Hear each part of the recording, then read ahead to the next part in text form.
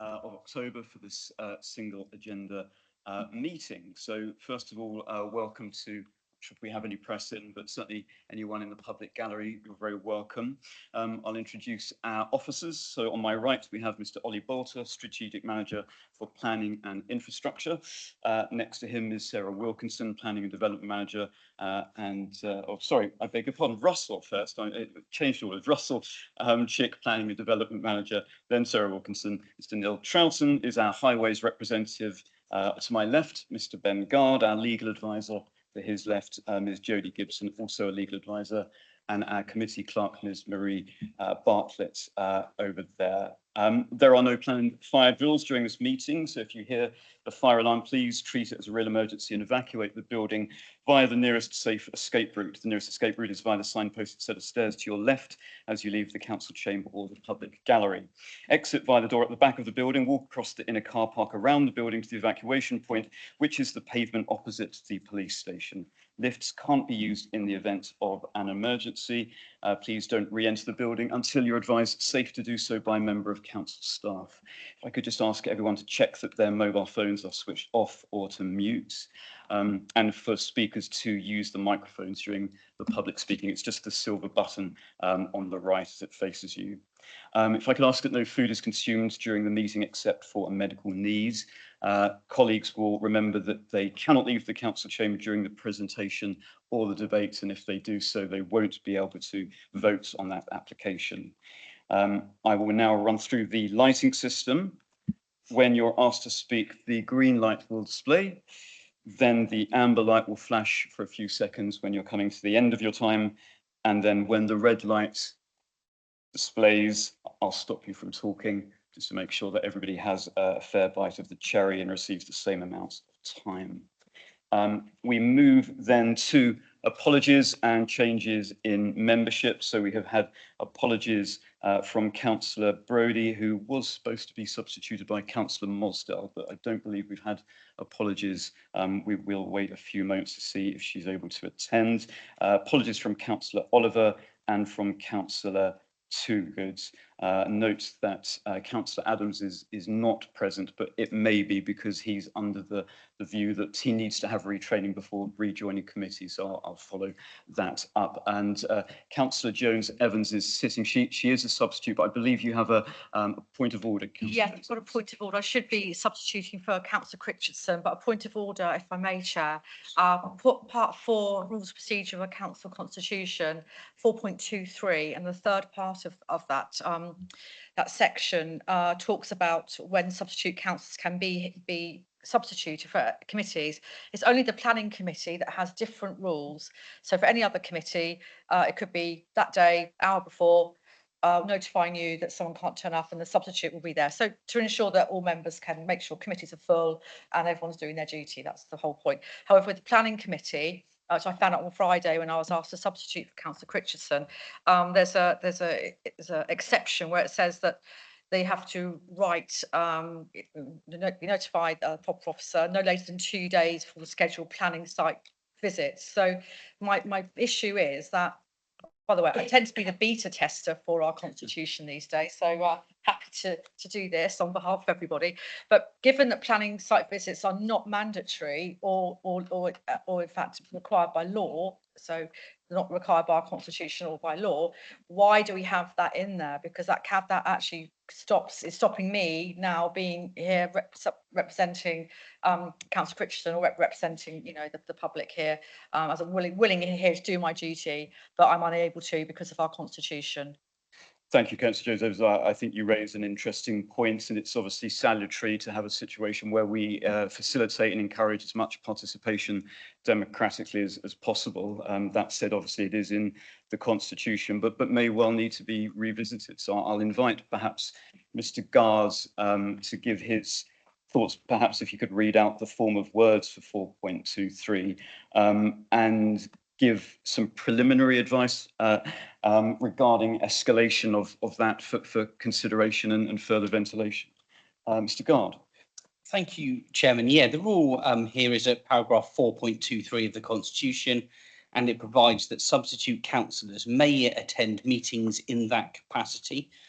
to take the place of the ordinary councillor for whom they are the designated substitute, where the ordinary councillor will be absent for the whole of the meeting, and after notifying the proper officer in writing or electronically before the meeting of the intended substitution, except in the case of the planning committee, when attendance of a substitute at a forthcoming meeting must be notified in writing to the proper officer no later than 2 working days before the scheduled planning committee site visit. So that is the rule which you are now tasked with interpreting, Chairman.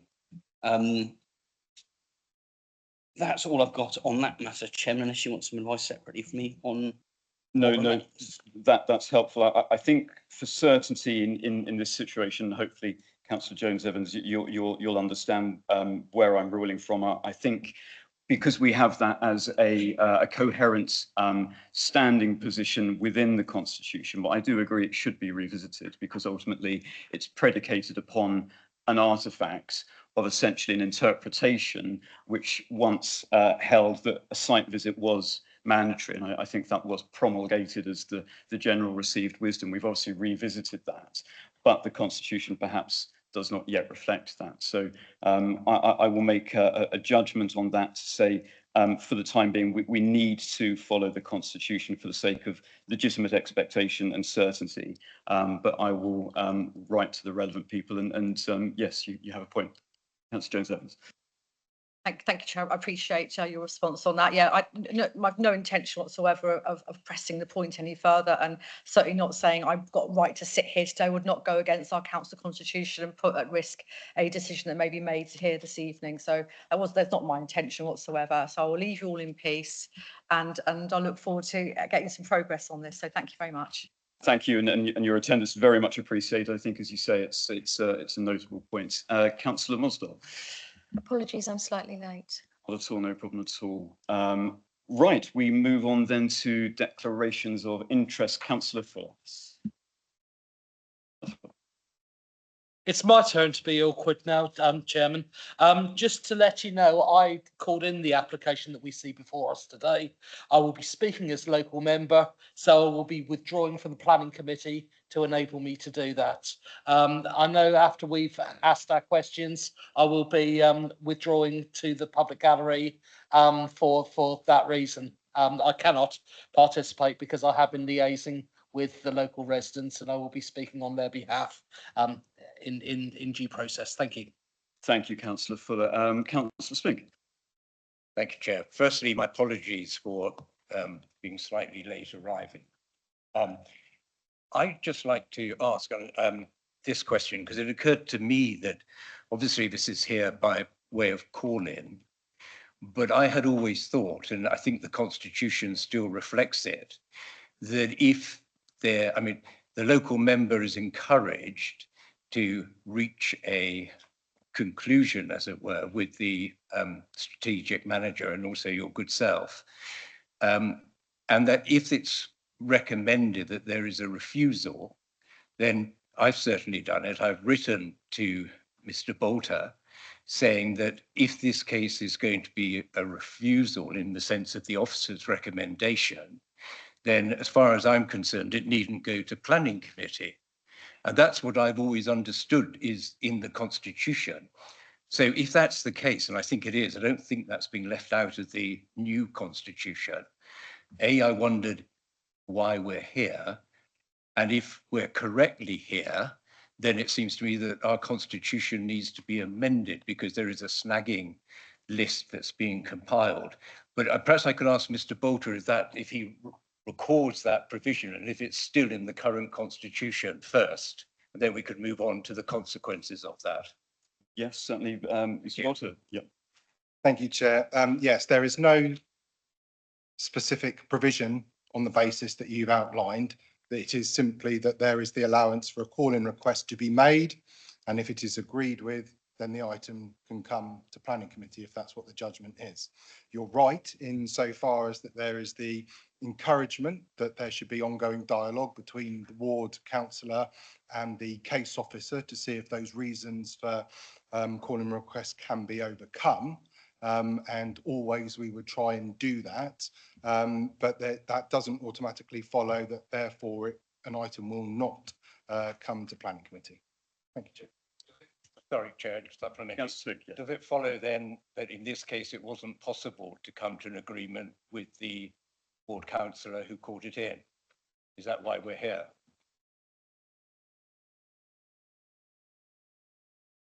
Mr. Bolton. Thank you, Chair. So as every member of the planning committee will appreciate, every application is different. Every application is determined and judged on its merits. The merits of the case in this instance were that there was still considered to be sufficient grounds for the application to be in front of the planning committee should they wish to arrive at a different conclusion than officers, or indeed potentially arrive at the same conclusion as officers but give different reasonings. Thank you, Chair. I think from my own perspective, Councillor Spink as well, clearly, as you say, there is a semantic tendency in the Constitution which would suggest perhaps we would resolve this and withdraw it. I think the point, as Mr. Bolter has made, is that it doesn't require that. To my view, I felt that this was, as a point of principle, an interesting one to examine. Obviously, it is within the gift of committee to defer an application. I also felt that there was possible chance that this would return to committee and therefore it would be worth ventilating it. I think perhaps were this not on its own and were we hearing it with other items, which is always obviously the intention of planning committee, then it would perhaps look a little bit less stark. But I think there's certainly still merit in debating it, exploring the options from a policy perspective.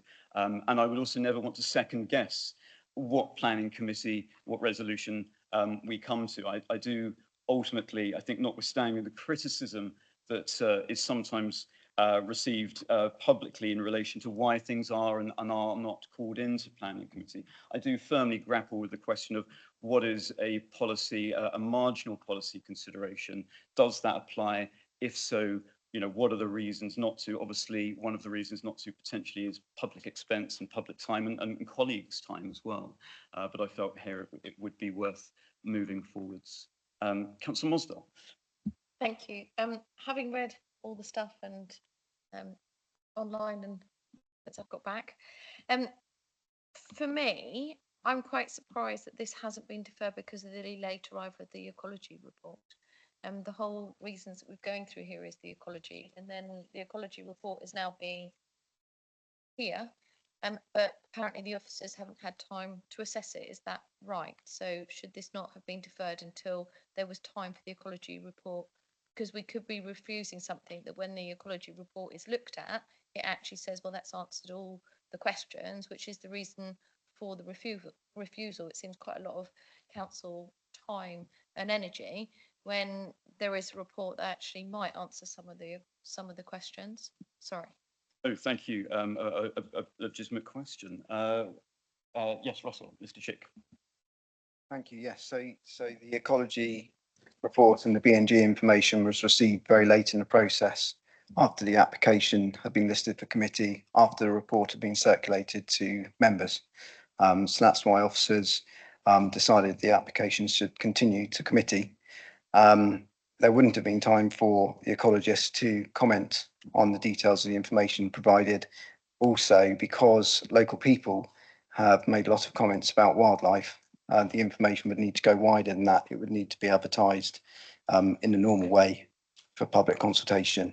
But ultimately, there's a recommendation in front of us, and we felt that should stand for this meeting. Thank you. Thank you, Mr. Chick. Supplementary? I just feel that it should have been deferred until everything was looked at by officers as well and had the time for the ecologist to look at.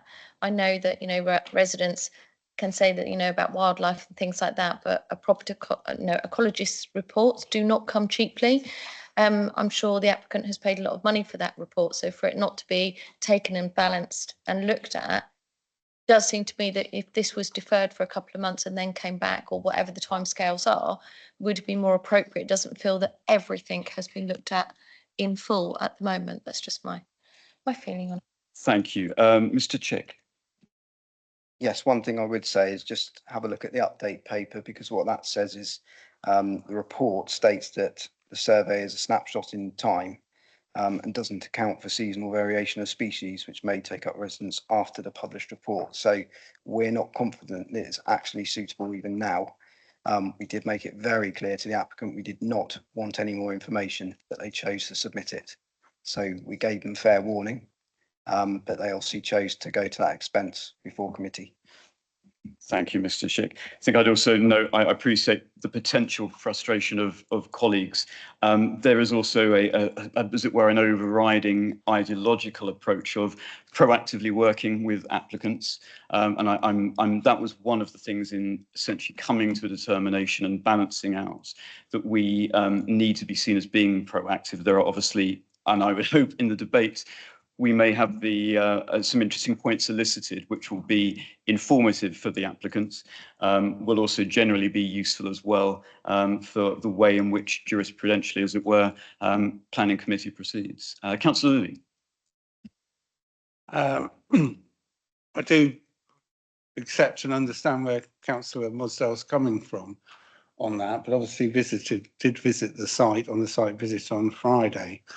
Can we clarify two things? I mean, normally a call in, and I called in many, has normally been because it's been approved, right? And you know, recommended, and obviously residents are objecting, and that's why often the ward councillor asks for it to be brought in. In this case, the refusal. So I'm assuming the ward councillor is requested it to come in because he's against the refusal. Because normally It's additional. I certainly wouldn't want to speak. Confused about that. Councillor Fuller. So I think if you don't mind, Councillor, I'll redirect that question in general terms to Mr. Chick. Mr. Chick. Yes, so as a point of principle, if the planning authority deals with a planning application, refuses it and doesn't raise a certain ground, then that ground can't be raised in a subsequent application. So the reason why officers considered the application should still go to committee is because the officer report recommends refusal on technical reasons for information that is missing. The local member has called in the application for different reasons relating to a lack of parking and the overdevelopment of the site, which is not one of the reasons for recommendation for refusal. So officers considered that planning committee should be given the opportunity to review the application itself in a wider sense. And so if there were any other issues that committee wished to raise that would then need to be addressed through a subsequent application or even an appeal, they could be. Thank you, Mr. Chick. Councillor Lilly, yes, of course. My supplementary is we as a committee member can put all things on as conditions, which could include an ecology report, right? And anything else that might need it, and that was actually raised at the site visit. Mr. Chick.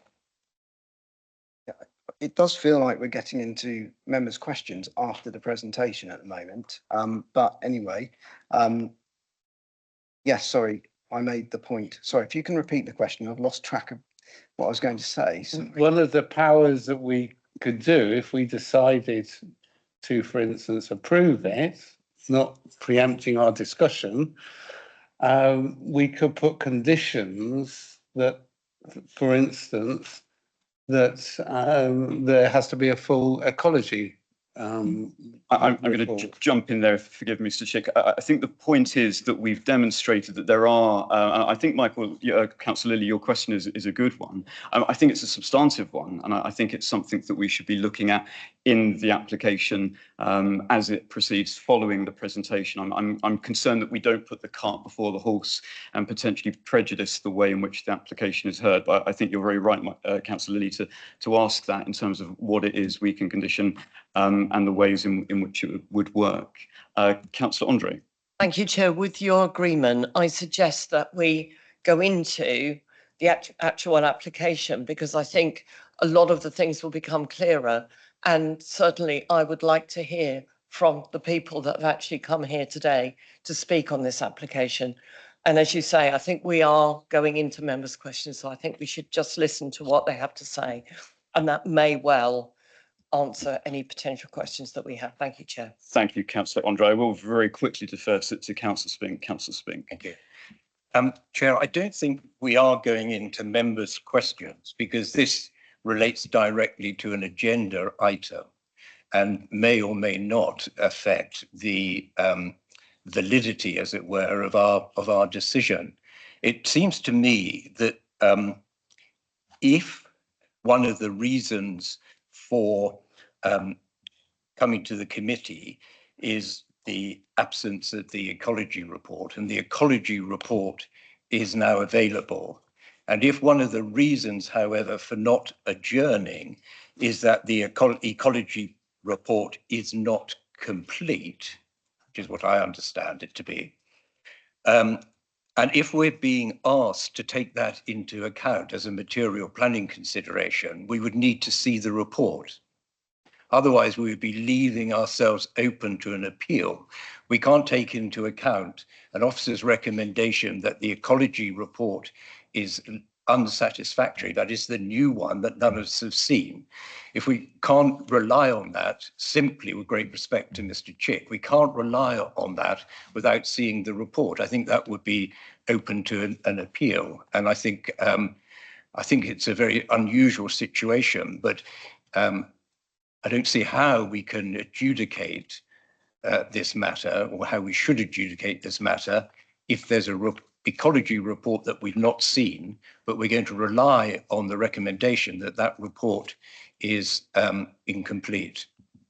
Thank you. I think my view essentially is that this comes down to the role of the decision maker. I think the point you make is very valid, is certainly arguable. I don't know necessarily whether every member of the committee would come to the same conclusion, but I think it's certainly a very valid, arguable point, which doubtless you will make legitimately during the actual presentation. I don't see any substantive reason as to why we can't proceed as a matter of law or policy or the Constitution, although I will invite officers if they wish to comment on that.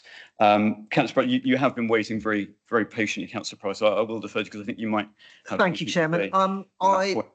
Quite frankly, I think this is the wrong way for this to be handled. I think you've given everyone a bit of airtime, but it's quite clear why this has been called in. We understand from the officers why it was already recommended for refusal. We should be moving straight to the presentation and looking at the application with no further debate at all. Any debate and questions can take place after the presentation and all the speakers have spoken.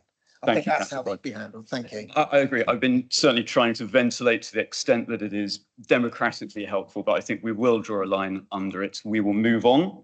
So we move on to public question time. There have been no public questions received written. I don't know if there's anyone in the public gallery who wishes to ask anything. No, thank you very much. In which case we move to the substantive application before us, which is reference 25/01013/FUL, land adjacent to 20 and 27 of Westwood Close, Cowes, Isle of Wight. Mr. Chick. Thank you, Chairman. Yes, so the application site is located 0.8 kilometres from the town centre of Cowes, to the west of that area. The slide on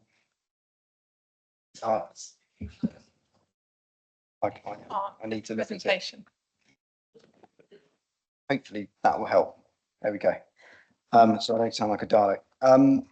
So the slide on the left-hand side here is just showing the location in map terms. The application site I've outlined in red is a fairly small triangular site at the end of Westwood Close. I've also shown a red area at the western side of that close, and that will become clear why in a moment when I show you the actual proposed plans. But in aerial form, you can see the application site at the point of the cursor. It is an area of land to the east of existing properties within Westwood Close, and it amounts to 0.9 hectares. This slide is just showing the designations in the island plan for this area. So the application site is shown with the red circle. Just below it, you can see there an area of open space, which is Westwood Park, so a football ground. Then there is the, I think it's called the Isle of Wight Club here. Let's get my notes. Isle of Wight Community Club, sorry. And on the southern side of Park Road is a recreation ground there that includes public play space and a cricket pitch and a football pitch. That's about 470 metres from the application site. What I've taken off of this slide is an overlay which shows a wider area TPO, which applies to a large area of the former Ward estate and also includes the application site. So just some quick photographs of the application site. The photo on the left-hand side is looking from the site out towards Westwood Close.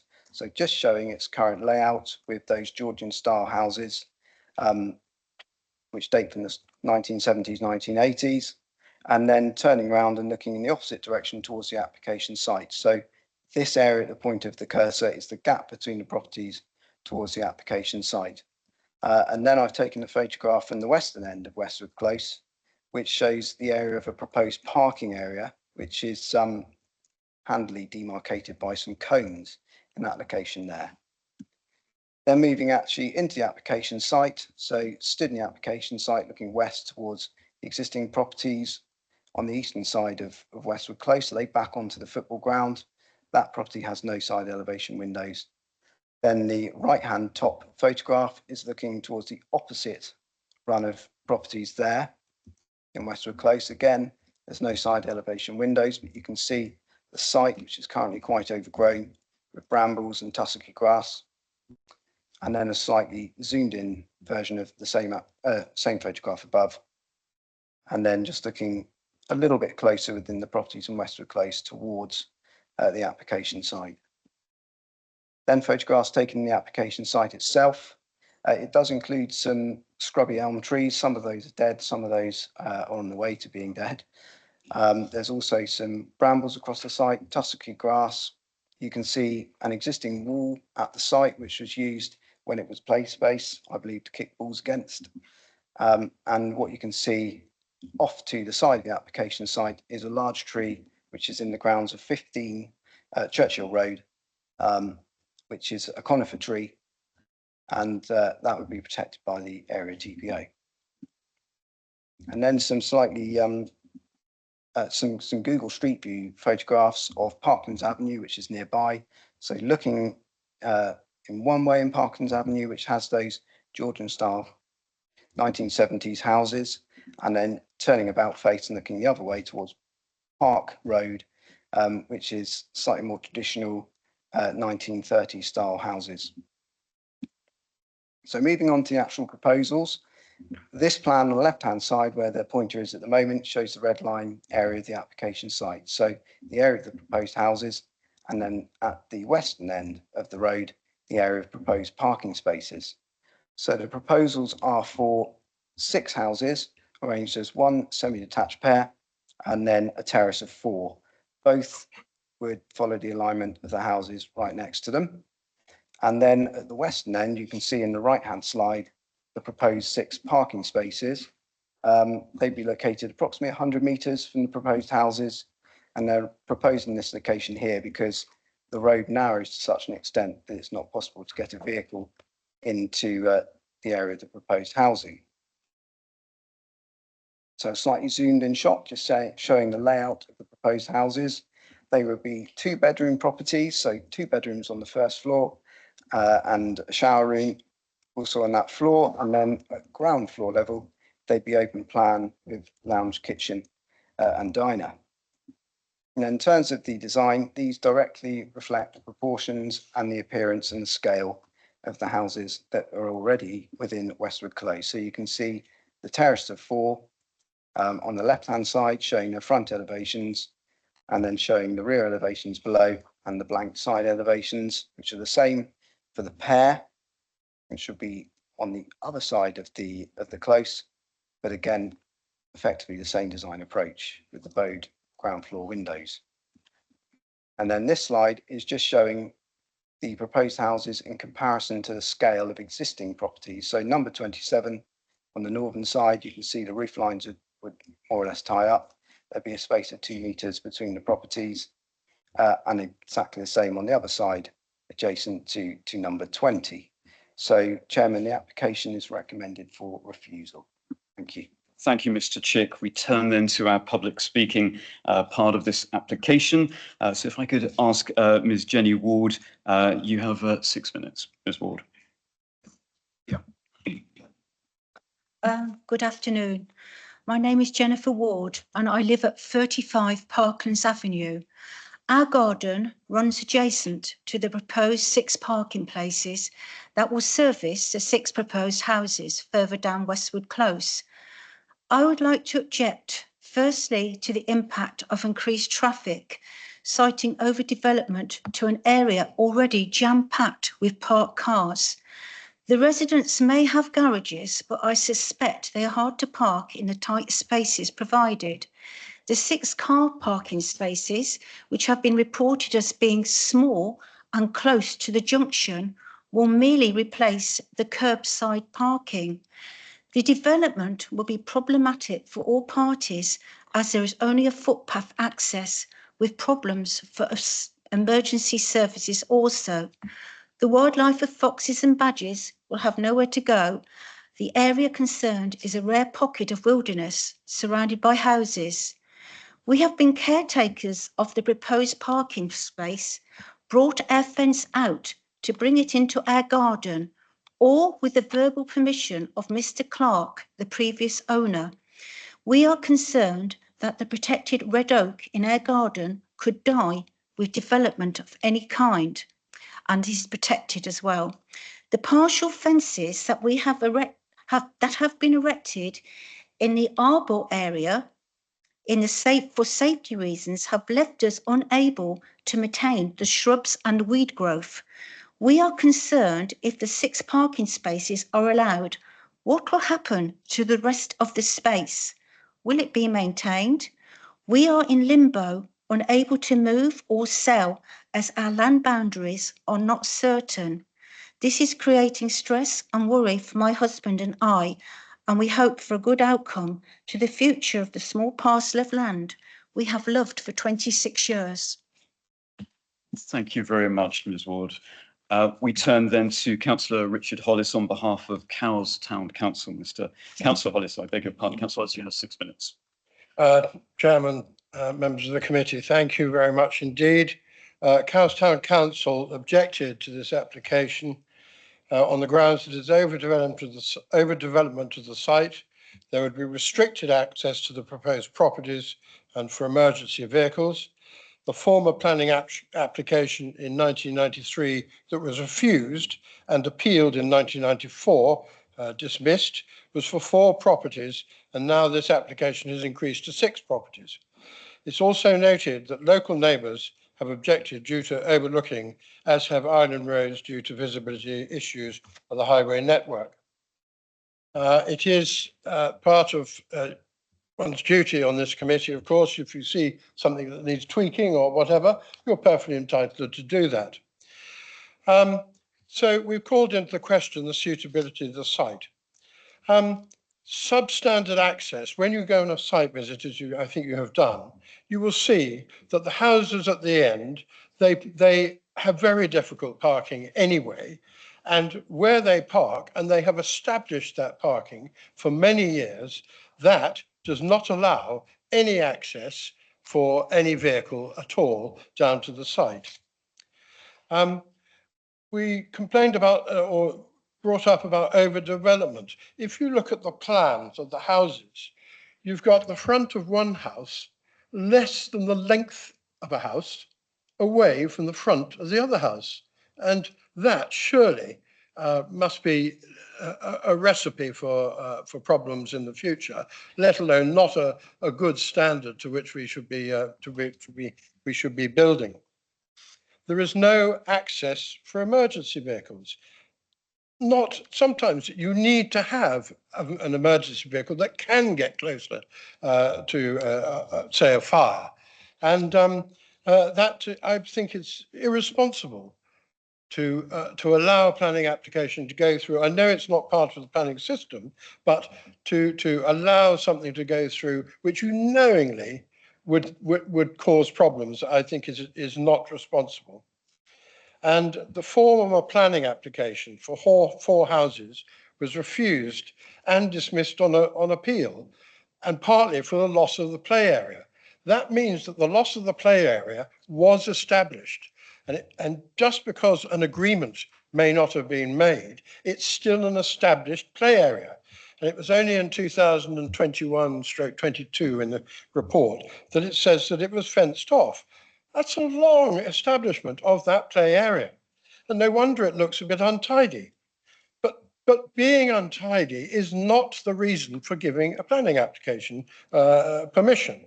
It's actually, section 25 could ask them to clear it up. I don't know if it is a planning site. However, the open space is established as agreed at the planning appeal and not contested after that planning appeal. So if he hasn't contested it, it's then accepted. I think that's an important part that perhaps the planning application misses. So we look at this: a lack of proper access, poor design, DM2. Poor living standards because of the lack of access, DM2. No disabled access, poor design, DM2. Parking several hundred yards away in someone else's garden. I mean, I couldn't believe it when I read it. But there is something else, and that is that we have an expression of a high value tree right on the border. Now, there was a case in Ryde, in Bucklands Garden, where a planning application was due to go through, very similar to this, but it had a high value tree. But it's not only the value of the tree itself, but part of the value of that tree was the setting of that tree. And not only was it refused permission by this council, but also refused permission, or the appeal was dismissed for the same reasons. And it said that the proposed dwelling, by reason of its position or dwellings in context of the protected tree, would detract from the setting of the area, which is currently created by the tree. So the tree's importance is further afield than just its branches. Therefore, the development is proposed to be detrimental to the visual amenities and character of the area. I won't go on, but that's basically the gist of it. So there we have that. The significant tree, we have an area that has been established, and I would suggest that you go with the refusal, but also look at adding something about the protected tree, because that's not part of the refusal. Thank you. Thank you, Councillor Hollis. We turn now then to Mr. Richard Holmes, who is the agent. Mr. Holmes, you have 6 minutes. Thank you. Thank you. Good afternoon, councillors. I'll be honest, I'm not entirely sure why this application has reached this stage. This is exactly the kind of scheme the island needs, and I hope you will agree it should be approved today. The proposals for 6 modest 2-bedroom homes, carefully designed to fit in with the surrounding area. These homes will be at the more affordable end of the market and will also provide the required financial contribution towards affordable housing on top of that. It makes use of redundant land. It is within walking distance of schools, shops and services, and it provides the type and size of housing that is urgently required. The committee report itself recognises this, stating it's in a highly sustainable location and it contributes towards a housing type that's much needed within the relevant housing submarket area. As members will know, the council does not have a 5-year land housing supply. That means the presumption is in favour of sustainable development.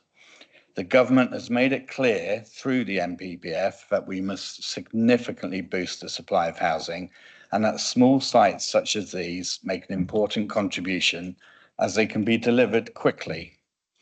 This application has been through the council's pre-application process, including engagement with Island Roads, Officers are satisfied with the design and layout.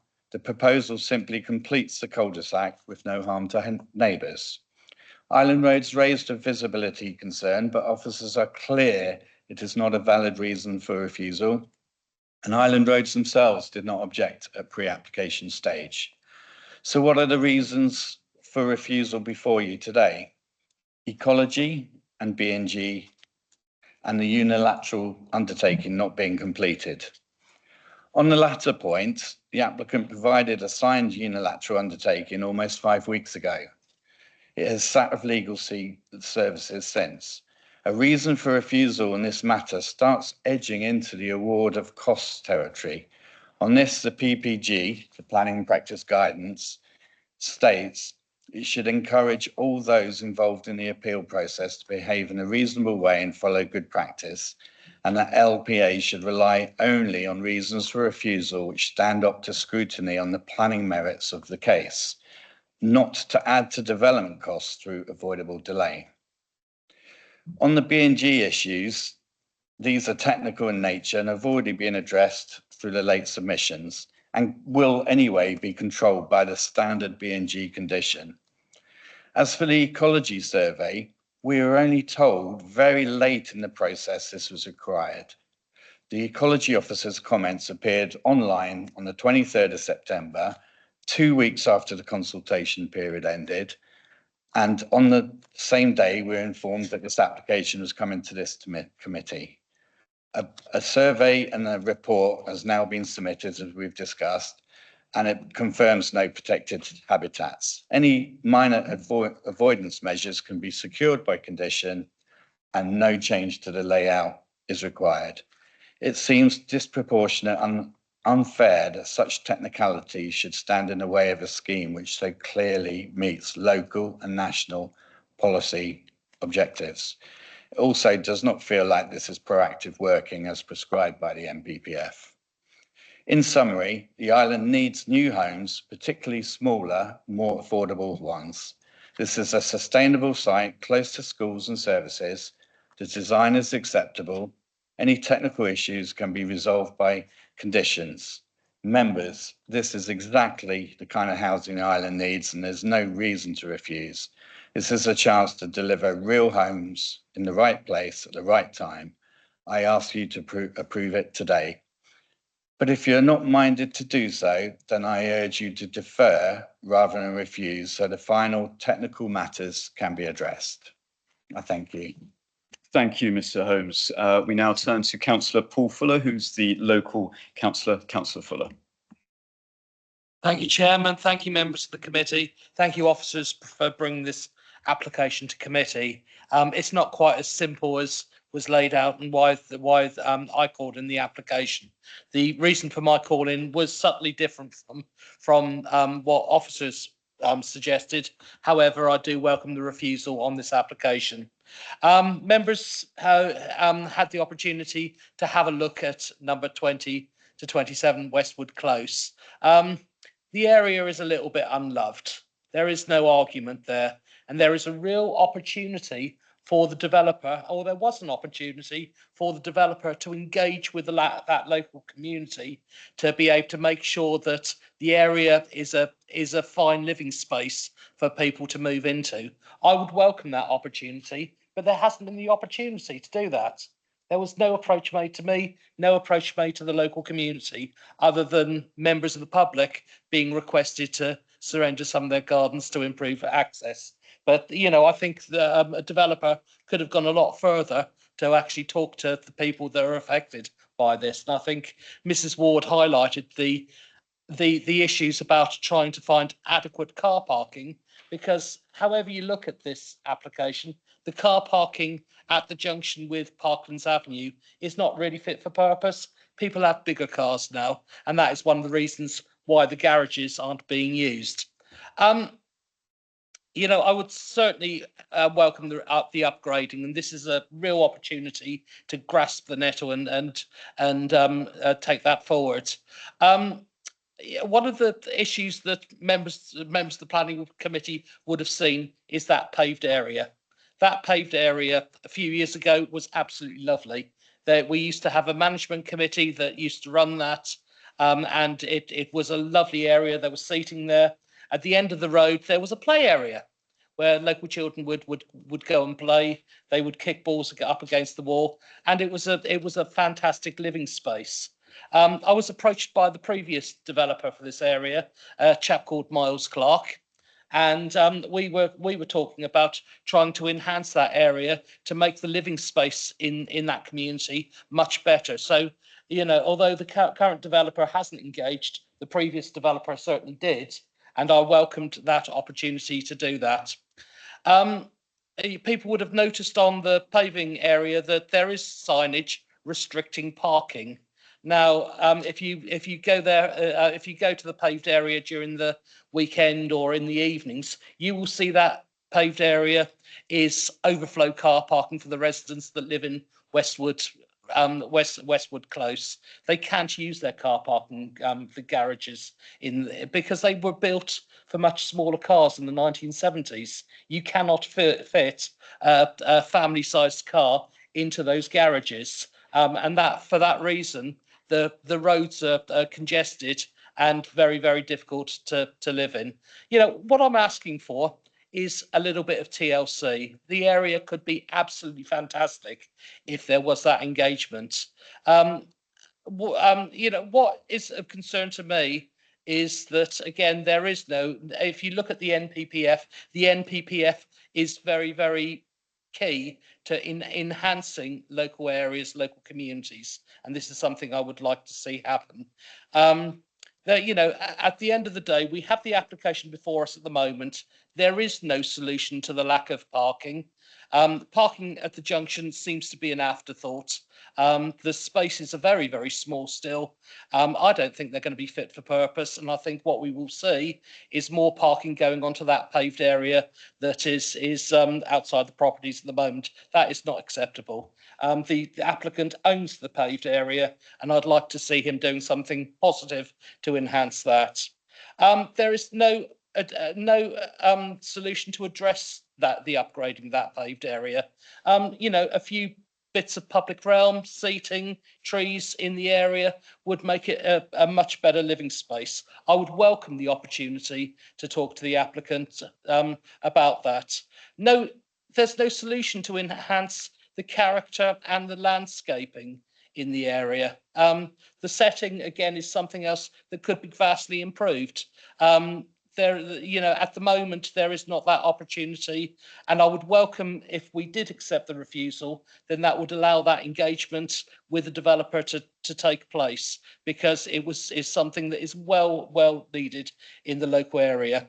Whilst I welcome the opportunity to create additional homes, and they are homes that local people want, we do want 2-bedroomed properties. I would like to see these affordable with much better access. At the moment, you look at the homes, and if you have, you know, we are a growing population, older people living. There are no facilities downstairs for toilets. You know, we have to be able to accommodate that as well. So again, I would like to see housing that actually welcomes the opportunity for older people and the ability to be able to use facilities that are accessible. You know, these are small homes, but they are not affordable homes. They miss out on the affordability status. So I would like to see, again, discussions to take into consideration the affordable, the affordability. I support the principle of development. However, I have concerns over the overdevelopment, and I would prefer to see housing for people and not pilchards. Thank you very much, Councillor Fuller, right on the button. That concludes our public speaking element. So if I could kindly ask the public speakers to withdraw to the public gallery, if you don't mind, that would be appreciated. Thank you very much. Councillor Spink, point of order. It is a point of order, a point of law, which I think can be counted as a point of order. I think, and it's really a continuation of the questions I asked at the outset. I think Planning Committee is getting into very dangerous territory here. And in part, although in part I agree with the points of law made by Mr. Holmes, I'm going to have one last try to keep us on the straight and narrow, and that relates to the Section 106 agreement. The Section 106 agreement will need, according to the officer's recommendation in his report, if we were to grant permission, would need to deal with the contributions to biodiversity, also the contribution to increased recreational harm to the designated areas. And there's one other thing which is now escapes me, but it would need to have the Section 106. Further, we're getting into the territory, are we not, if we granted permission of the Court of Appeal judgment in Westridge, which said that it was a lawful requirement to have a Section 106 agreement, and that 106 agreement should be published prior to a decision and should be early enough, as it were, to the decision, either in general terms or actually in signed terms, but it should be sufficient to allow consultation on the 106 agreement. Now, my understanding is there's no 106 agreement to deal with these points. If we were to grant, if we were to refuse permission, or grant it for that matter, without a 106 agreement, why wouldn't the Court of Appeal's finding in Westridge apply, namely that the decision was unlawful? Sorry to interrupt you. Okay. No, thank you, Councillor Vick. I'll come back to you, Councillor Mosdar. I'm going to invite Mr. Garr to speak first. I think Councillor Vick raised an interesting point. Mr. Garr. Thank you, Chairman. Yeah, I can quite quickly deal with the advice on this matter. So planning permission, if this committee were minded to grant, isn't granted immediately. There is no legal requirement to consult on a draft Section 106 agreement or planning obligation. The law established in the Court of Appeal case in Greenfield is really clear on that.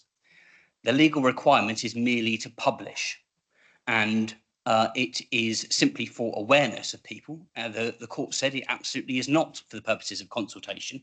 If members of the public wish to comment on a planning obligation, then they can do so. So there is no legal requirement for us to have a Section 106 agreement that is signed before we come to planning committee. Indeed, we would look to the resolution of planning committee to inform any planning obligation that needed to be entered into, and then it would be put online after the event, between resolution and granting, if that's what we were doing, or indeed between resolution and appeal if the matter were appealed, because of course they would need the planning obligation for an appeal if the planning applicant wished to appeal the matter. We have checked our records to date to pick up on a point that was made in public speaking, and whilst we have record that the planning obligation is by unilateral undertaking, so not an agreement, but whilst we have record that the unilateral undertaking was posted to the council, it was not received, and that's a key part of the legal process of forming a deed, is it's the actual delivery to the person that you're giving it to. So the local planning authority doesn't have the hard copy of the deed, and that's the record as we show it today. And in relation, was there a question there? Sorry, Councillor Spink, on the biodiversity net gain. I wrote that down, but I didn't know whether there was a question put to the chairman on that point. Sorry. It was only that the contributions, if there are to be any on biodiversity net gain, if it can't be provided on site, should be part of the 106. And in the absence of a 106, I think that causes a legal problem.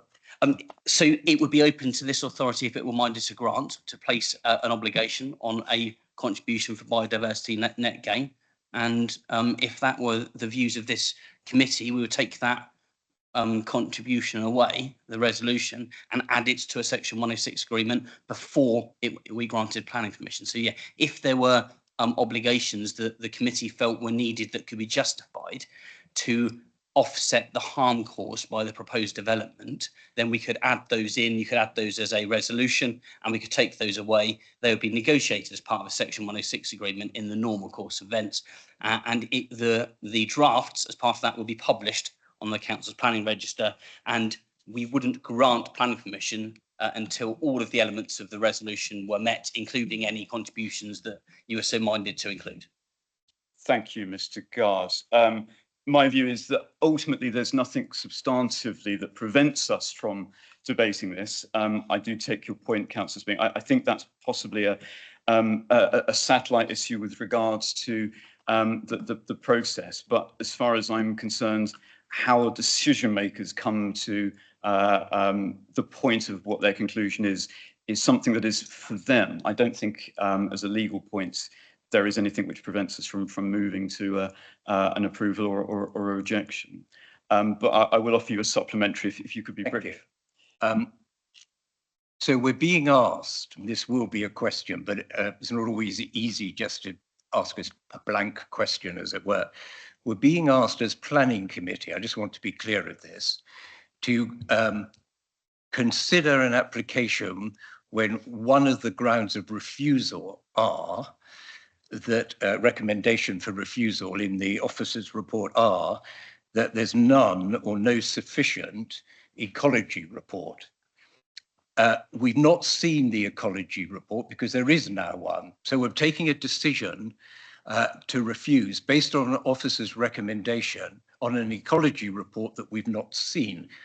Now, I would say that constitutes a ground of judicial review.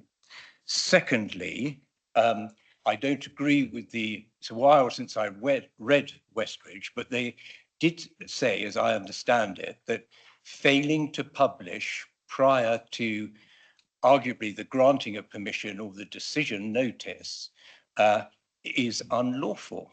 And I just think that why are we hearing a planning application when we haven't seen the ecology report? And one of the grounds for refusing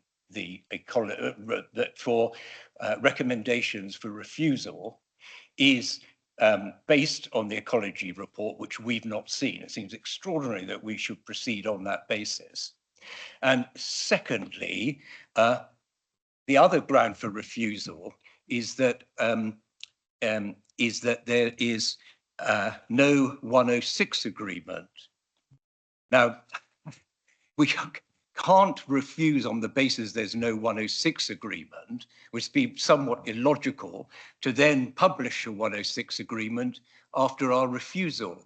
I think we're tying ourselves in knots here, and I think we'll be off to the Court of Appeal again, or indeed the Divisional Court first time round. And I'm very surprised that this has come out, even got out of the blocks, frankly.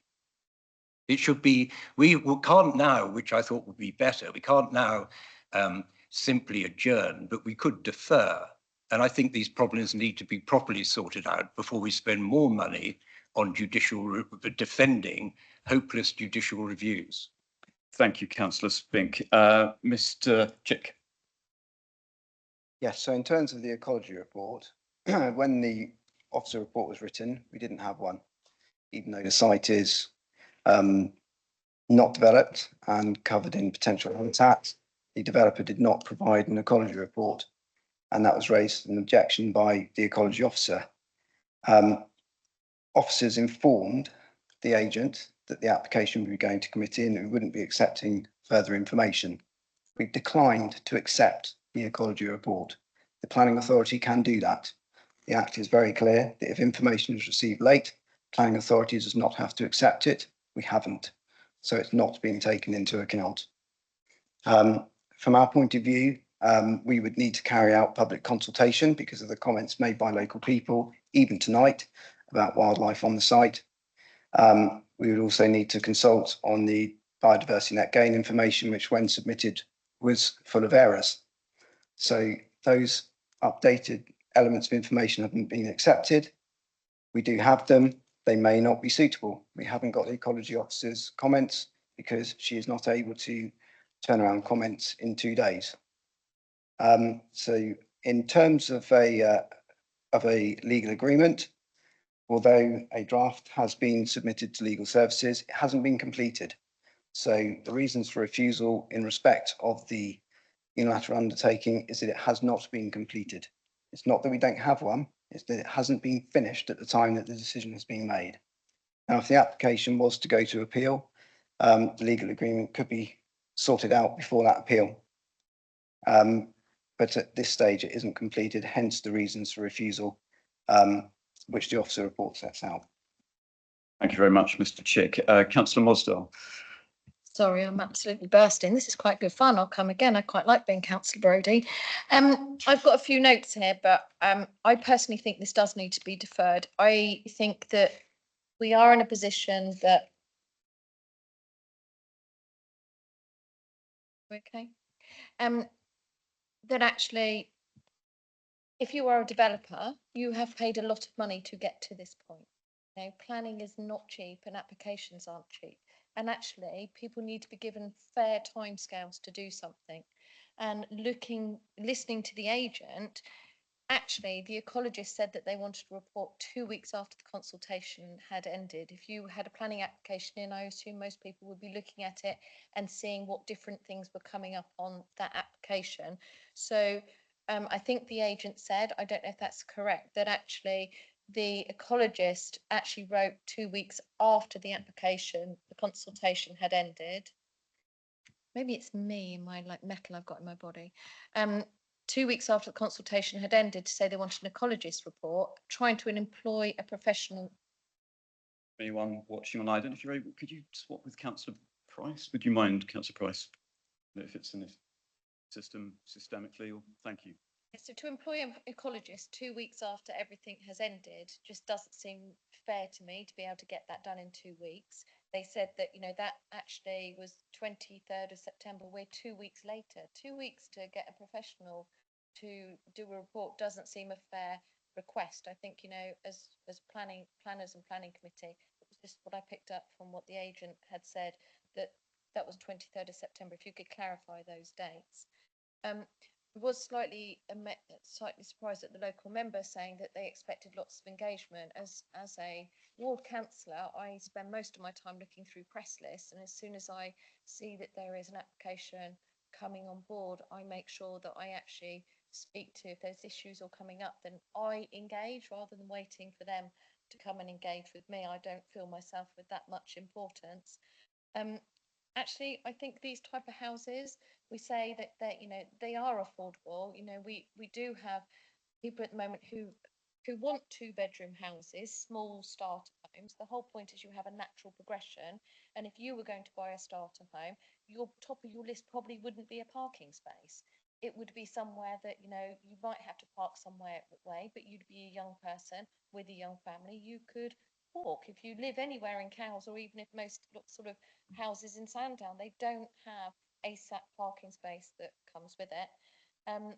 Mine is more that I'm quite concerned that this could, if it was called in, it could go to appeal, and that we should defer it until actually all those boxes are ticked. Because for me as a newbie, it doesn't feel like they are at all. And I just hate watching this council hemorrhage money on any type of appeal. I just think it should be deferred and let, you know, come back. If it's emerald refusal, then everybody would be happy with that, or it might actually be passed.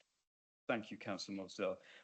I think very legitimate question that you posed to Mr. Chick regarding timescale. So I'll invite Mr. Chick to comment on that. I think we've also sort of strayed into the territory of blending points of order questions and debate, which is not a problem per se, but I think in terms of people potentially watching online, it's helpful to have a separate question section and a general debate. We're going to take a brief adjournment, I think, for 5 minutes so that we can solve this issue. Apologies.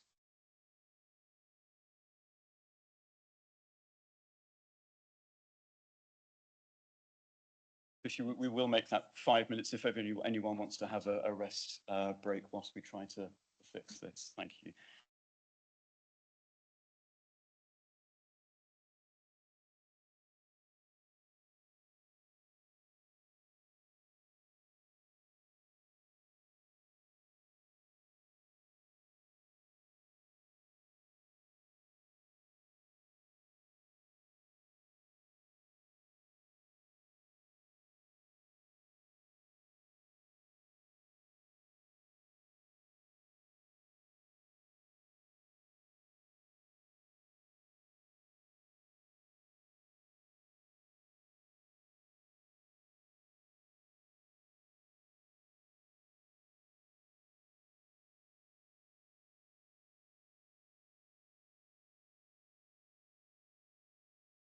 Right, well, I'll attempt this again.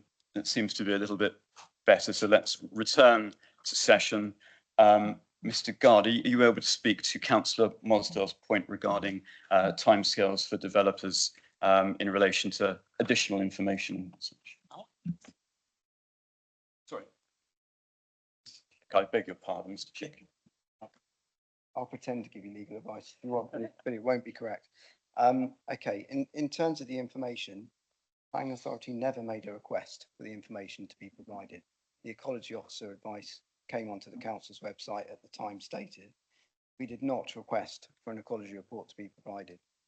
We simply informed the applicant that the information we needed wasn't there, and therefore the application was going to be recommended for refusal and sent to the planning committee. So we didn't make a request for information.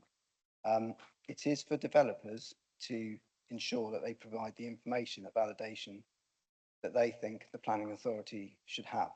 So the developer, their agent, will know on that site that there's potential habitats, but no ecological report was provided. So we ask our ecology officer to provide comments because of what was seen on the officer site visit. The ecology officer came back and said, yes, there is habitat on that site. There should be an ecological report. And by the way, having seen the site photos, their biodiversity net gain metric is incorrect. It's clearly incorrect. So we didn't ask for extra information. But yes, those timescales are correct. But as I say, we didn't ask for information. What did come out of the Court of Appeal judgment is that applicants don't have to wait for planning authority to make comments or for the end of a consultation period to provide more information. They could see comments online from local people saying there's foxes and badgers and bats in this site. They could have provided that information having read that themselves. So I think that that's an important point to make. And obviously from our point of view, we try to determine applications in a suitable time scale. So larger applications take a lot longer, but smaller applications like this, these are the ones that we do try to determine in a relatively short time scale, because we understand that they can concern the local community if you've got an application that's just sat there seemingly doing nothing. And from our point of view, it gives more certainty to make a decision. Given the scale of this development, we considered that it should be determined on the basis of the information we had. Thank you, Mr. Chick. Councillor Quirk. Is this site in the 5-year land supply for the plan that's under consideration? Mr. Chick. No, it wasn't submitted under the 2018 order 2022 call for sites through the trial process. No.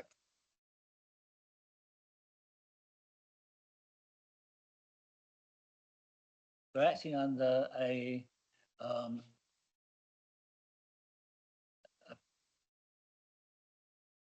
tilted balance in terms of planning. This, if we turn it down, it will be effectively on the environmental report. There is an environmental report. We've seen it in the past when things have gone to the inspectors and additional information has been supplied to the inspectors and they've accepted that information at the time and then overruled decisions.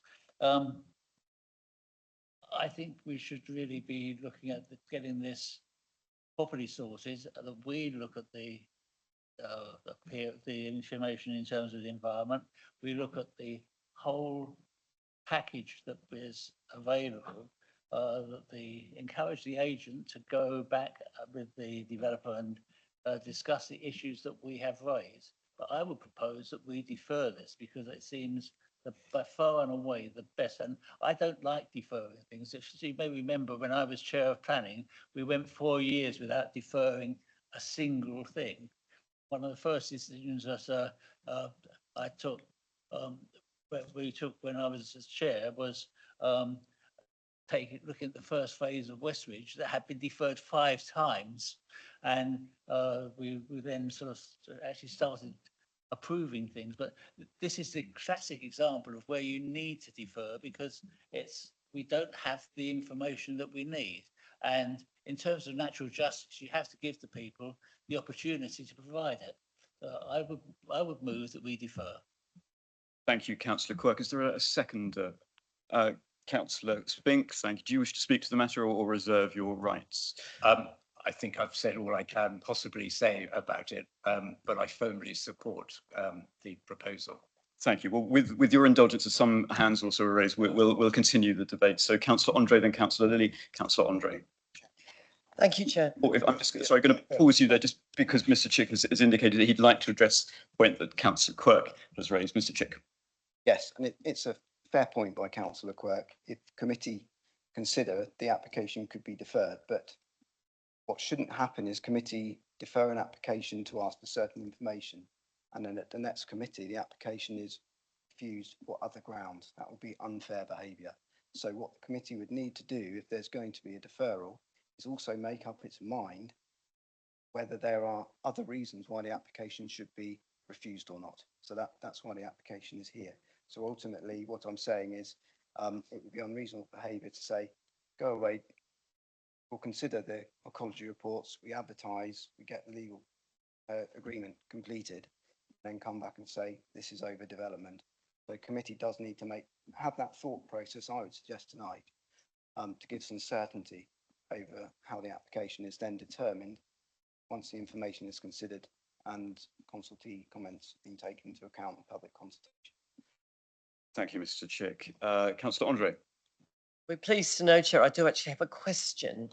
So Mr. Chick has partly answered it, but my question is, bearing in mind that this application has been called in by the ward member, if we were minded to defer, would the application then have to come back to committee? It would. Then in that case, bearing in mind what I've heard, I would not be in favour of deferral. Thank you, Councillor Andre. I'm certainly keen to continue the debate, certainly for some of the points that Mr. Chick has raised. Councillor Lilly. Well, I mean, in fairness, this is something of an artificial demarcation that I have made simply to assist those on line, but to the extent that we can try to keep it to questions first, then the debate, although I appreciate maybe I've crossed that precedent already on this occasion. Councillor Lilly. Well, I have a question of clarification and then I have a point. My question of clarification is that in the recommendation on 1.1 on page 10, it gives the reasons for refusal. And my question is, if these were clarified, which was about the protected species, you know, the side, the biodiversity net gain, right, etc., is it likely that actually officers would be recommending it? Because I get the view that if these are actually sorted out, it would be a recommendation for the housing.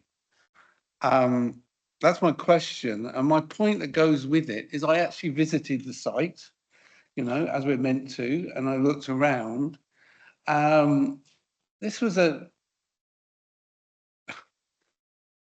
I agree with some of the comments. I mean, it was sort of a sad area, but I mean, it was, to me, very close to being a brownfield site. I mean, it's had concrete on it and whatever. It also had these big metal fences around it, so I don't think any wildlife could probably get under them. Plus, it's right next to the Cows football club.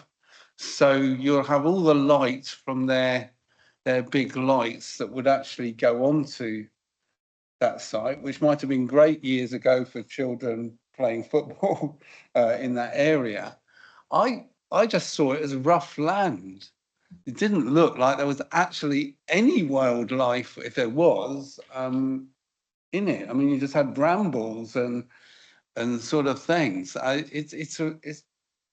It's a kind of little extra site that could have affordable, you know, have the two starter house, which we desperately need. We need those 2-bedroom first side. So I actually came with a predisposition to actually support a motion of approval. And I think that there needs to be clarification of my question, because I would support referral if it's sorting those things out, because I actually would move a proposal to actually approve, because I think it's an ideal site to put housing on. Thank you, Councillor Lilly. I take it that that's not a formal proposal as yet. You're simply cogitating upon it.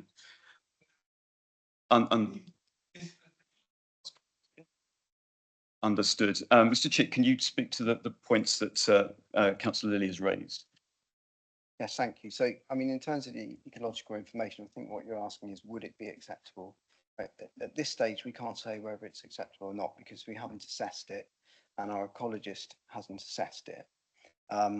There is, as I read out in the update paper, almost a disclaimer that's saying that the surveys are undertaken at a point of time, and so don't take into account seasonal changes. So it might be that our ecologist comes back and says, sorry, the planning ecology officer comes back and says, actually, we need more information. And so I suppose in the event of a deferral, it might be that that deferral was for a period of time when that process could be thrashed out over a period of time or not. In terms of being brownfield or previously developed land, as a planning officer, I don't consider it is previously developed land in terms of what the NPPF says, because it hasn't got any buildings on it or fixed surface infrastructure. There aren't large areas of hard standing, and also because of the way it was used in the past, almost as open space in an informal manner, not in a formal way. Hopefully that answers all the points made. Thank you, Mr. Chick. Supplementary, Councillor Lee, then we have Councillor Quirk. Supplementary? With that. Well, microphone. No, I don't. I feel we should go straight to a recommendation for referral. I appreciate the point. I think we need to be careful simply for the reasons that Mr. Chick has made with regards to the fairness of whether we're making a determination on a point and then coming back and asking, as it were, or refusing on an additional separate point. So I'm keen to try to encourage the debaters to ventilate whether we have any other concerns. Obviously, a lot of the planning balance, some of those points are neutral, and then the question is, to what extent does committee consider that to be so, and the reasonableness of such. So we have Councillor Quirk.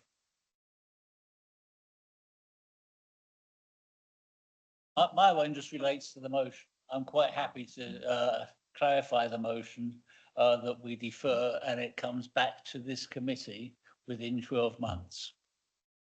Thank you. Councillor Mosdale. I do have a question. So on my little sheet of lots of little notes I made down here, we're looking at 2-bedroom homes here, and we're saying that used to be a play area, although it wasn't actually a designated play area. Would the officers say that actually, when looking at the map, that there was, I don't know how the rules are for how much play area should be in an area, would you say as planning officers, actually there is quite a lot of area with losing that as play area that can be used for young families to take their children to? Thank you, Councillor Mosdale. Mr. Chick. Yes, what we showed on the slide earlier, and I don't think I can share it. For some reason, my laptop has dropped out of the meeting, which is annoying. But I showed those areas of green space. So next to the site is the football club. So not the sort of area where the family's going to go to, other than if they're involved in that football club, I would say. But there is the recreation ground in Park Road, which is enormous, and it has football pitches. There's a cricket pitch next door, but that is just used by the cricket club. But there's children's play space. There's lots of spare open space around the football pitches there, where people can use it, and it is within walking distance. So what we said in the report is this was informal open space. It's not designated by the Highland Plan. and we consider there's sufficient alternative provision in accordance with policy DM13 to provide the open space needed in this area. Thank you. Supplementary, you're happy? Splendid. Councillor Andre. Thank you, Chair. Well, I did attend the planning site visit, and the weight that I'm giving, there are several issues here where I do feel that I would be minded to support the officer recommendation for refusal. And I'm very minded that the way that I am viewing this, if we were to defer, we've already been told that if we are minded to support the officer recommendation, it would not be appropriate to defer merely to bring this application back for refusal. So there are several reasons why I have weighted it the way that I have. I think, first of all, I will say I do agree that the type of properties that are proposed are the type of properties that are needed. But I think there are several elements for me that weight against it. One of the main ones, I think, is the access. Although I note from the report, obviously there is the consideration of emergency vehicles, but and there is a determinant in there of, I think it's 45 meters. But I do feel that the access in general, both for the residents and the emergency services, is very restrictive. I note that there's already the restricted access for the existing properties. So I feel that adding more properties would create issues. But one of the main issues for me, I think, is I don't necessarily agree that 2-bedroom properties, it's not an issue not to provide parking. We saw there's already an issue in that close, as was highlighted by the local member, that, and I know through personal experience that garages of properties of a certain age, it's true that cars of today don't necessarily fit, plus the fact that people do tend to use garages for storage. So looking at the parking that is proposed,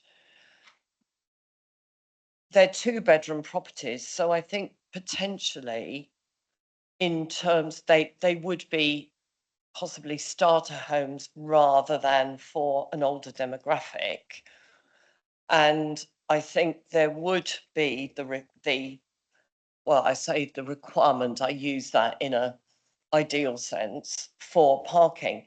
And the parking that was proposed, I understand that there is a question over the validity of those 6 parking spaces. And looking at them, I did sort of pace them out.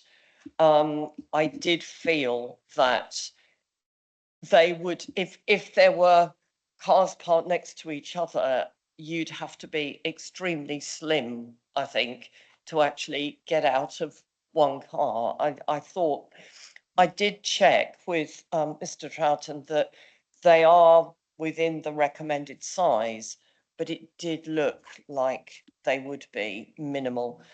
And the distance that they are from the properties, I also think that whilst I'm inclined to agree with Councillor Lilly that we must seriously consider any sites that come forward for smaller properties and the kind of properties that we think are needed by island residents. On weight, I just can't support this application. So I would not support deferring it, because if, to my mind, it would be coming back for refusal as the officer's recommendation. Thank you, Chair. Thank you, Councillor Andre. Additional comments from colleagues?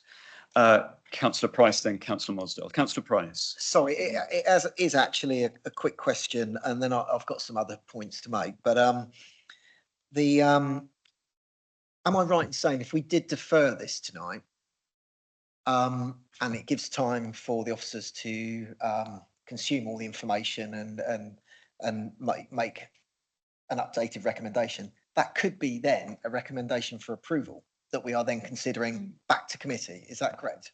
Thank you, Mr. Chick.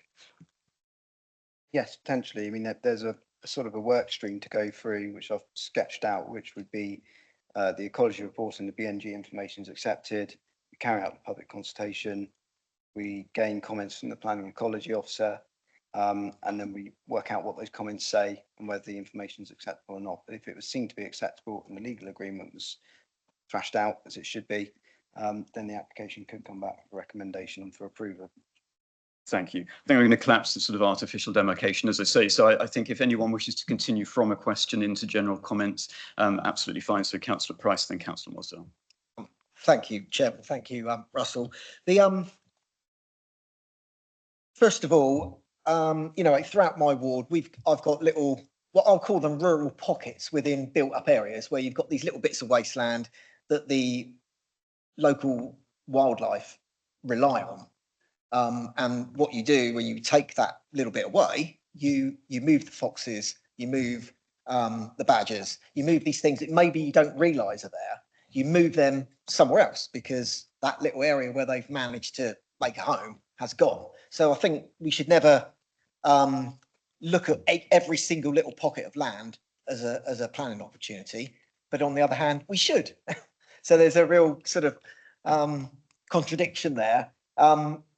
Each one needs to be sort of assessed on its own merit. And I think, you know, the ecology report is the nub of that. And getting the, you know, allowing the officers to have the time to consume the officers' report is hugely important.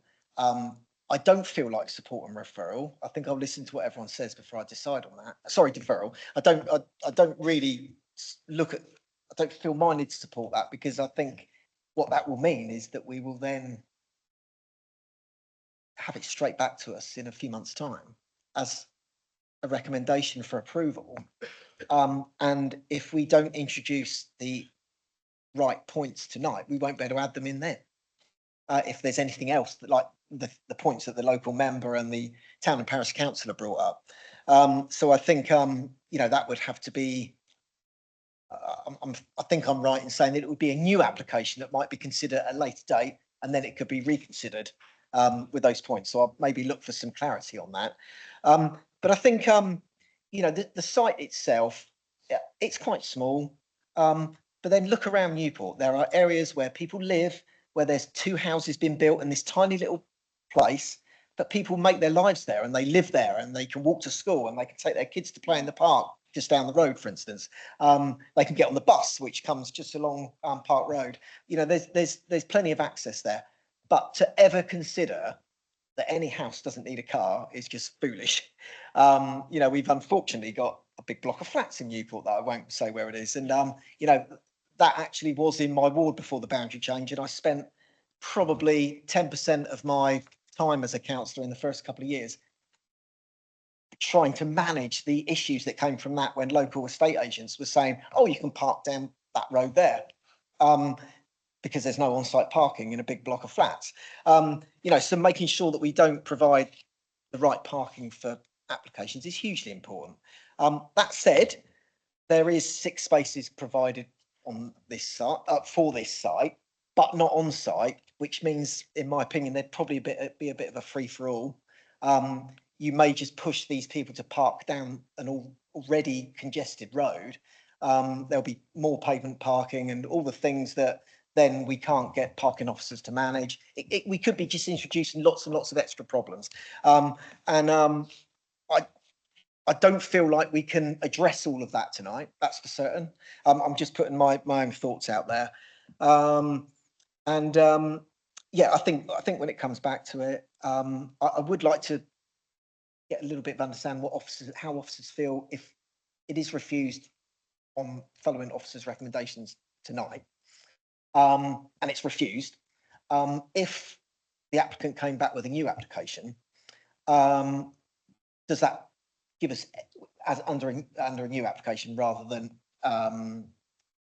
a deferral, does that prevent us putting in additional conditions at a later date?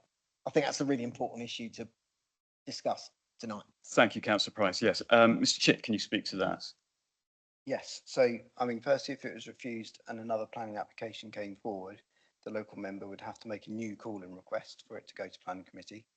But secondly, no, we couldn't introduce new reasons that that weren't evidenced by some change in circumstances. So, for example, if the same scheme came in 2 months' time, it goes to committee, you've had a refusal based on what's in the report tonight, it would be very unreasonable for the planning authority or the planning committee, sorry, I should say, to say, actually, everything's been sorted out, but we think it's overdevelopment or there's overlooking or there's not enough space for emergency vehicles, those sorts of issues that aren't covered by the reasons for refusal now.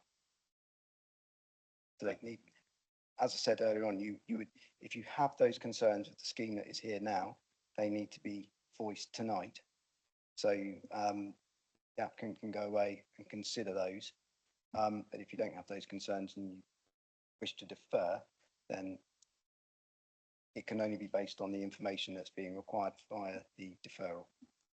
Thank you, Mr. Chick. Given what Councillor Price has said regarding parking, I don't know whether that's something you'd be able to just actually, I should probably say, Councillor Price, do you have a supplementary in relation to that? I presume one of them might be in relation to parking and the reasonableness of assessing the sort of you certainly did, yes. Yeah, Councillor Price. Yeah, I think I do feel that parking will be a constant annoyance to everyone.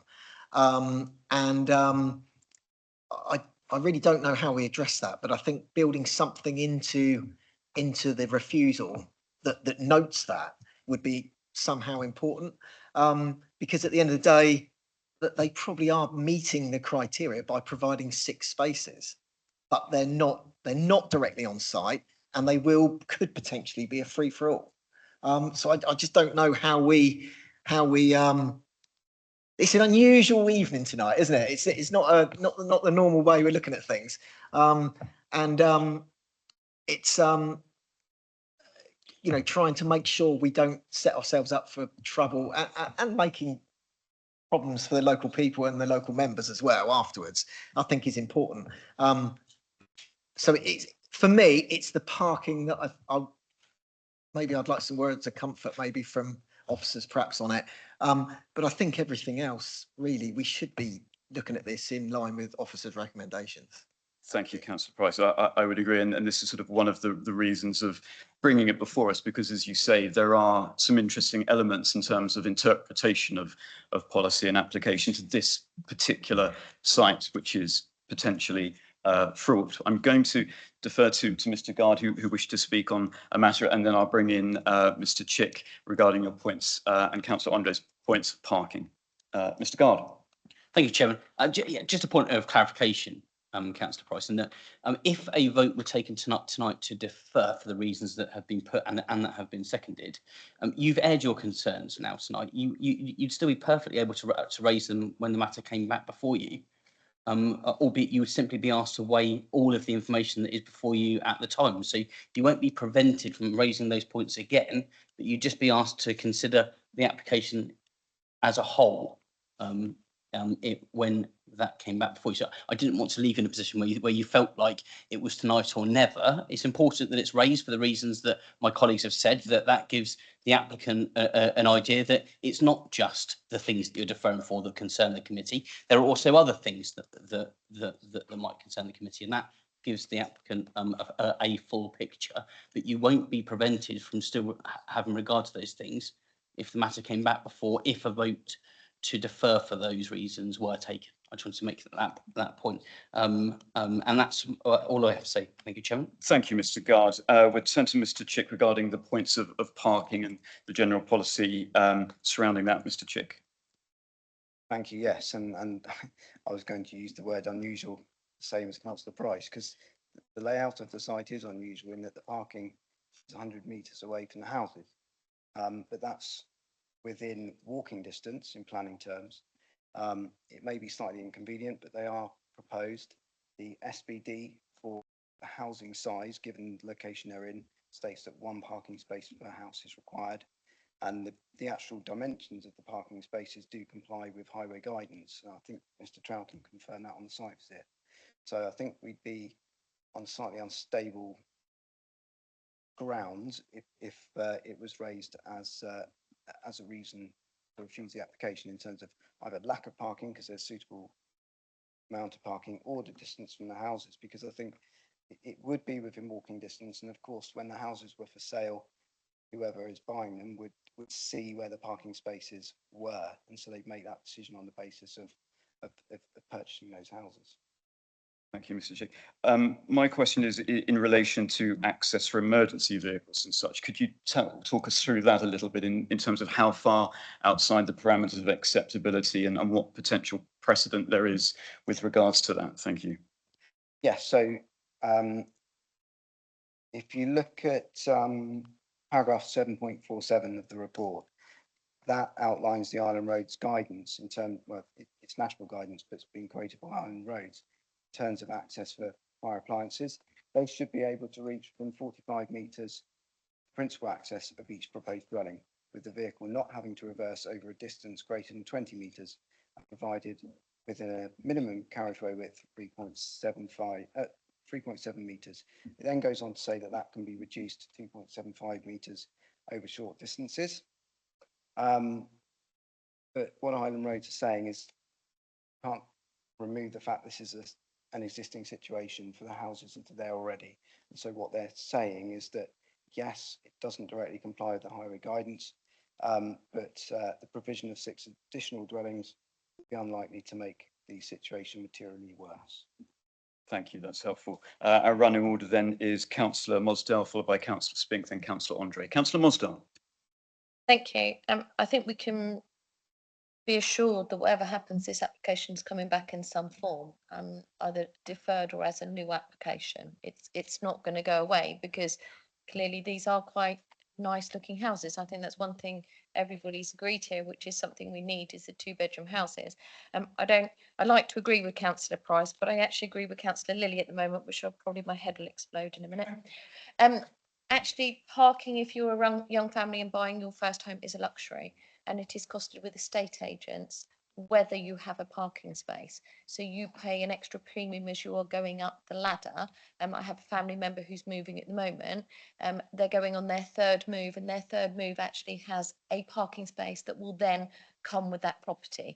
You know, as you aspire and you move on through life, there are different aspirations that you have. I personally, when I'm old, I'm going to move to Cowes because I don't want to drive a car anymore, and it has everything you need. It's got restaurants, it's got everything. I don't want the play area, but I do want to be able to walk everywhere. And that's Cowes ticks those boxes. So for me, actually, a car is not a necessity to live in a small starter home. You know, I just like to be able to see people being able to afford to get on the property ladder. And actually, the bonus is they do have a parking space. They've just got to walk a little bit of a way to it. I went and did my own site visit in a very big car, which I managed to turn around quite easily. I did see that it was very busy there, but I did go and do my own little site visit.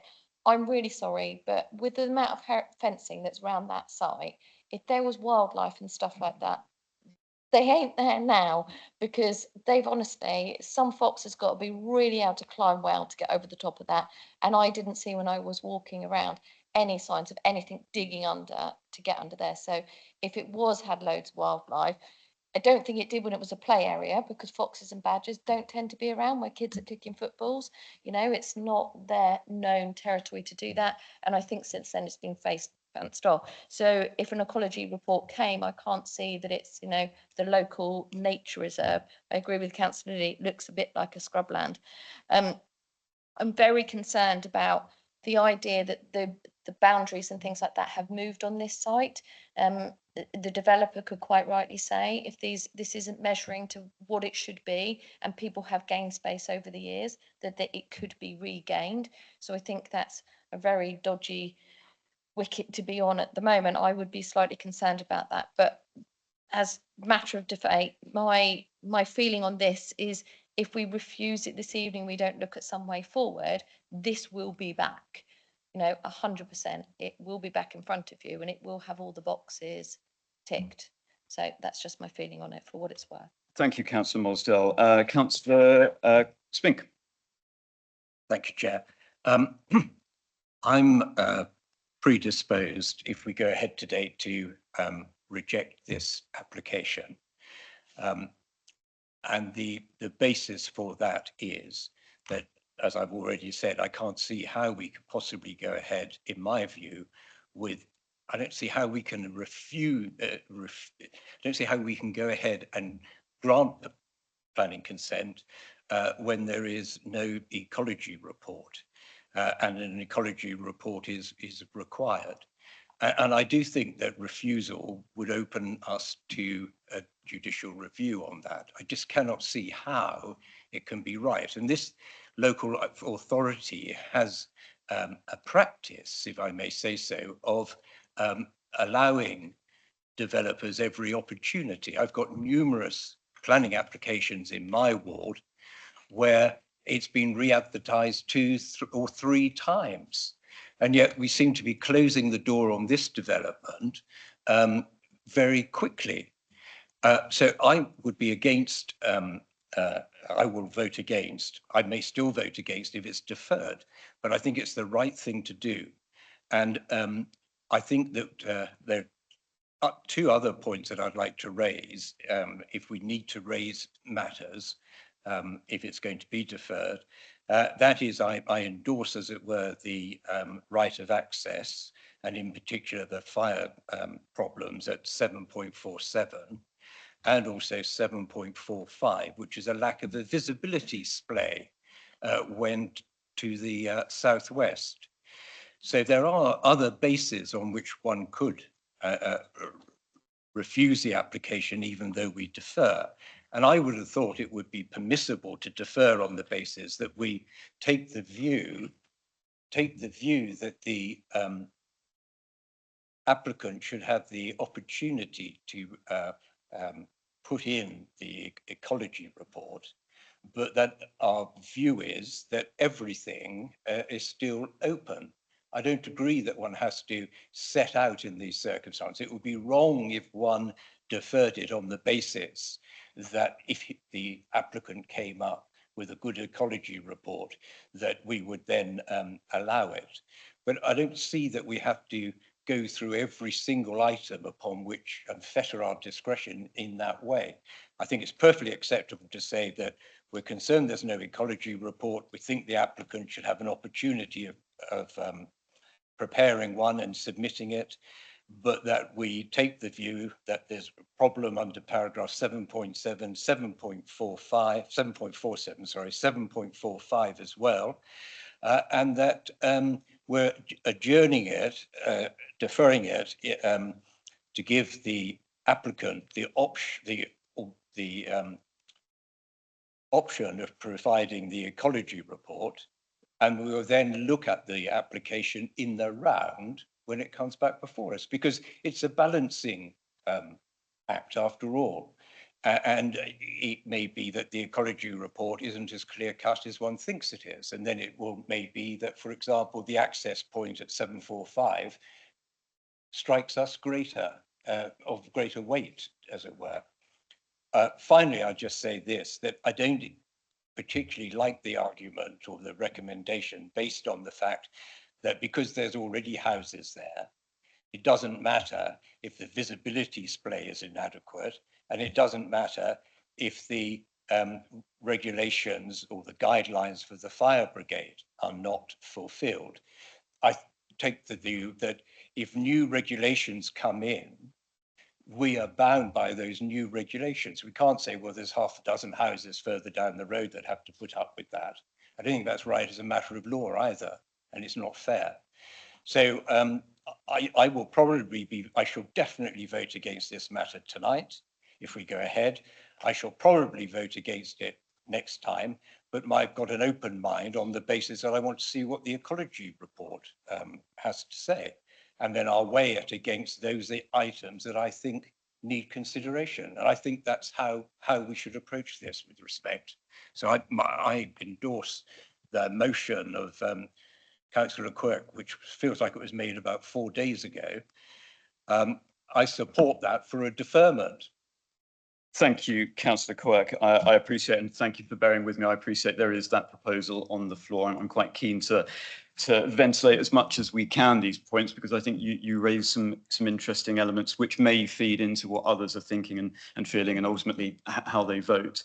The running order is Councillor Andre, followed by Councillor Mosdell, then Councillor Lilly. Councillor Andre. Thank you, Chair. Just if it's helpful, bearing in mind Councillor Price's comments, I'd just like to just clarify something. Refer to point 7.53 on page 25.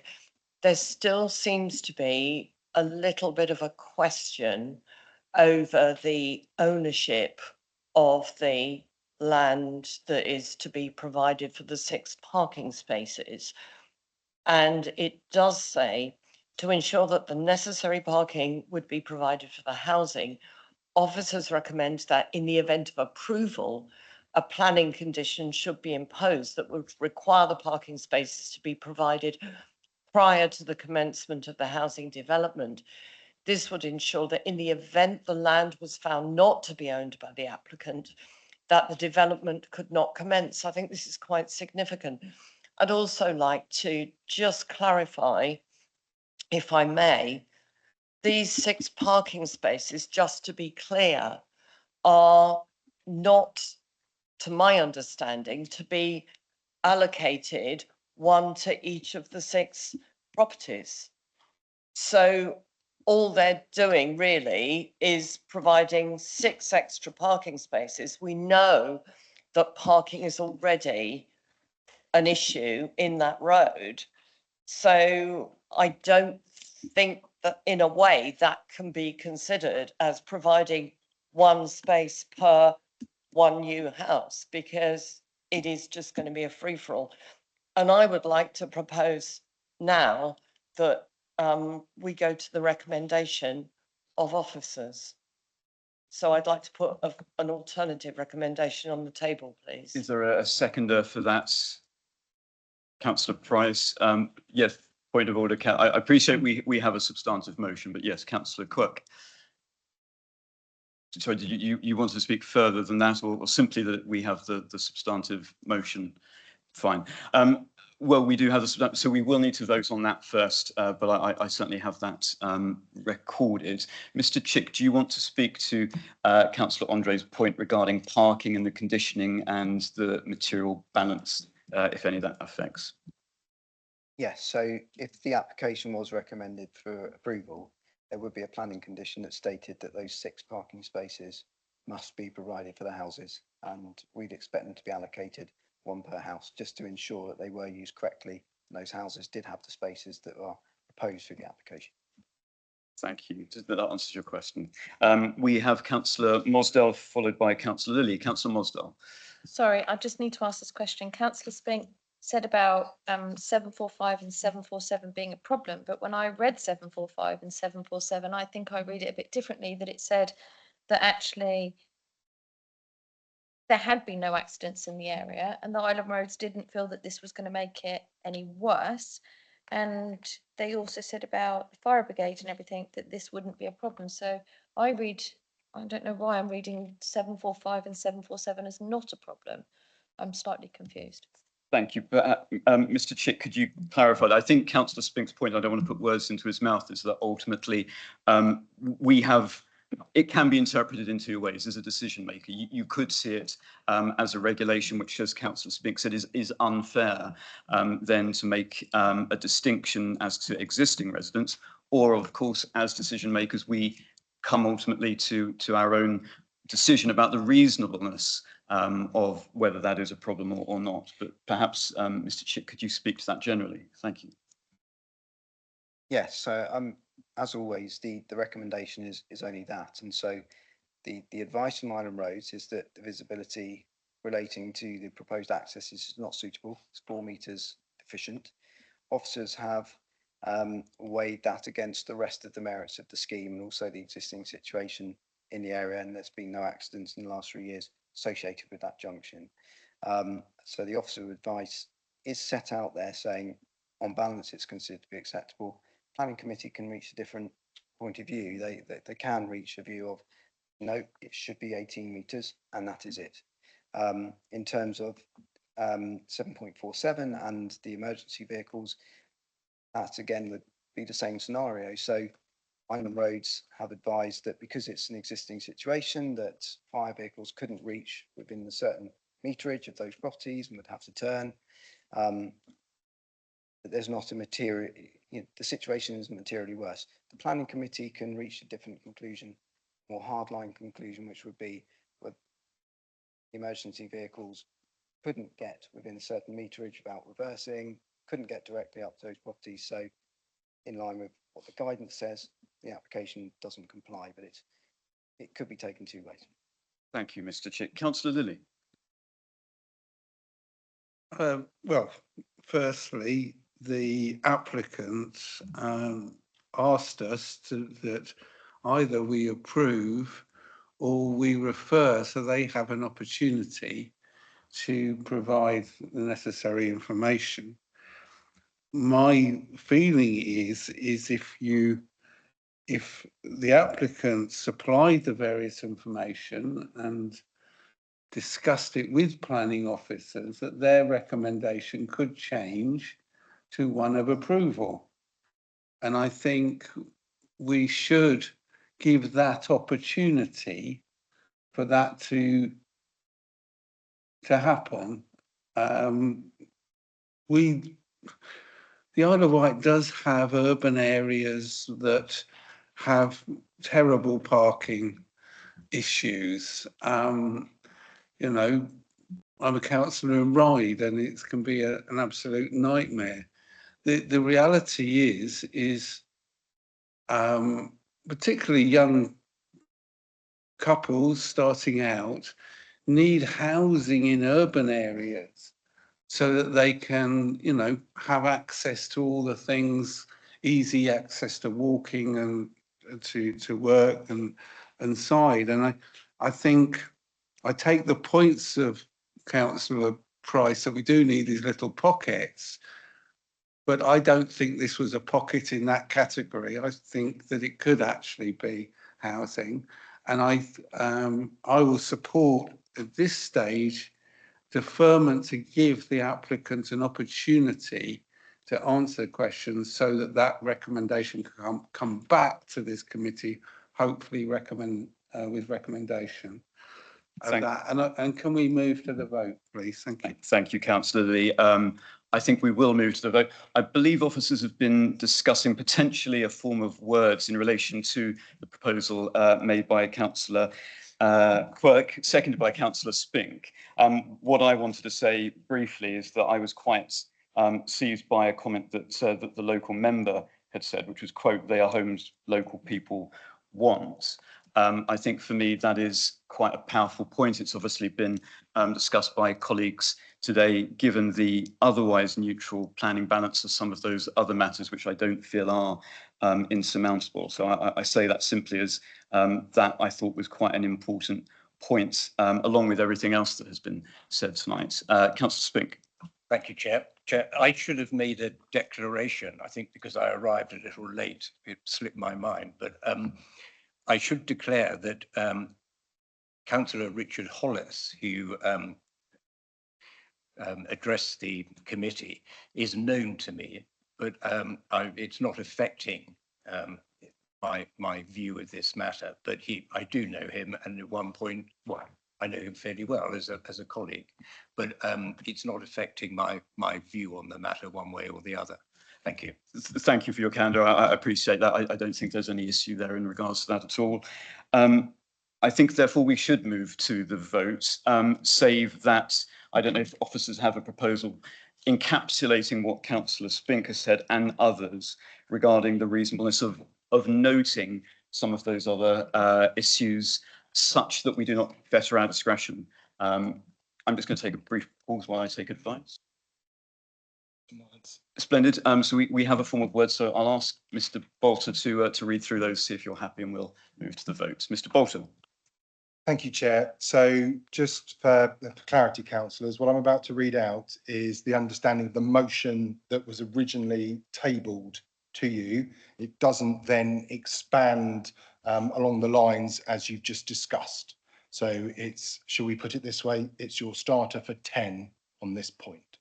So that it is to defer to allow for the submitted ecology information to be considered by the LPA and consulted upon, with the application having to be returned to committee within 12 months. Thank you. Councillor Quirk, do you wish to comment upon that or any? Councillor Spink? You're happy to accept that, provided, if I could ask Mr. Gard to rule that notwithstanding the limitation of that, we can consider all matters next time. Thank you.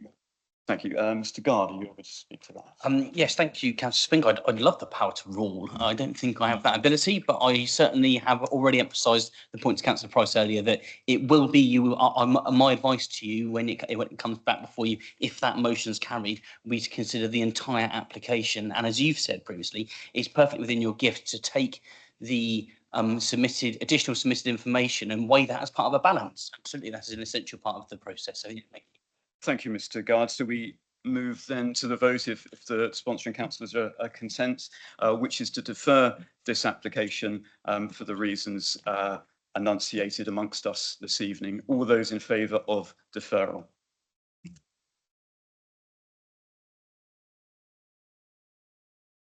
I just need to take advice as to whether that might need to be a named vote. It is not, no, okay. And against? And no abstention. So that's carried. This matter is deferred. Thank you. We turn then now to the final part of our agenda, which are members' questions. As a simple update on where we were last week, it seems quite a long time ago now. Councillor Fuller, actually, I should probably give him the chance if he wishes to return to the chamber. I don't know if he wishes to or not. He is. In which case, Councillor Spink asked a question last week. So just to give you by way of an update, we're awaiting information from other departments. So I'm keen to chase that such that when we have our next Wednesday workshop, which I think is scheduled for the 29th of October, we may be in a position to discuss that then. We'll certainly be in a position to discuss the points that Councillor Fuller raised. Councillor Fuller's question, to remind everyone, was essentially, can we have a list of all applications which have been ruled upon by planning committees since 2021 with the outcomes and status of those. So hopefully that should be quite an interesting Wednesday workshop. There's also another point, actually, which I should say, on the, I believe it's the 24th, there is going to be a visit by the Royal Town Planning Institute to look at Horsebridge Hill. And that will be essentially another workshop if councillors wish to attend. And we will probably throw it open as well to generally full council. But it will be, yes, a useful. Thank you, Councillor Mills. So just by way of update, Councillor Fuller, we were discussing the question that you raised last week. We're going to try to deal with that on the 29th of this month in relation to our Wednesday workshop.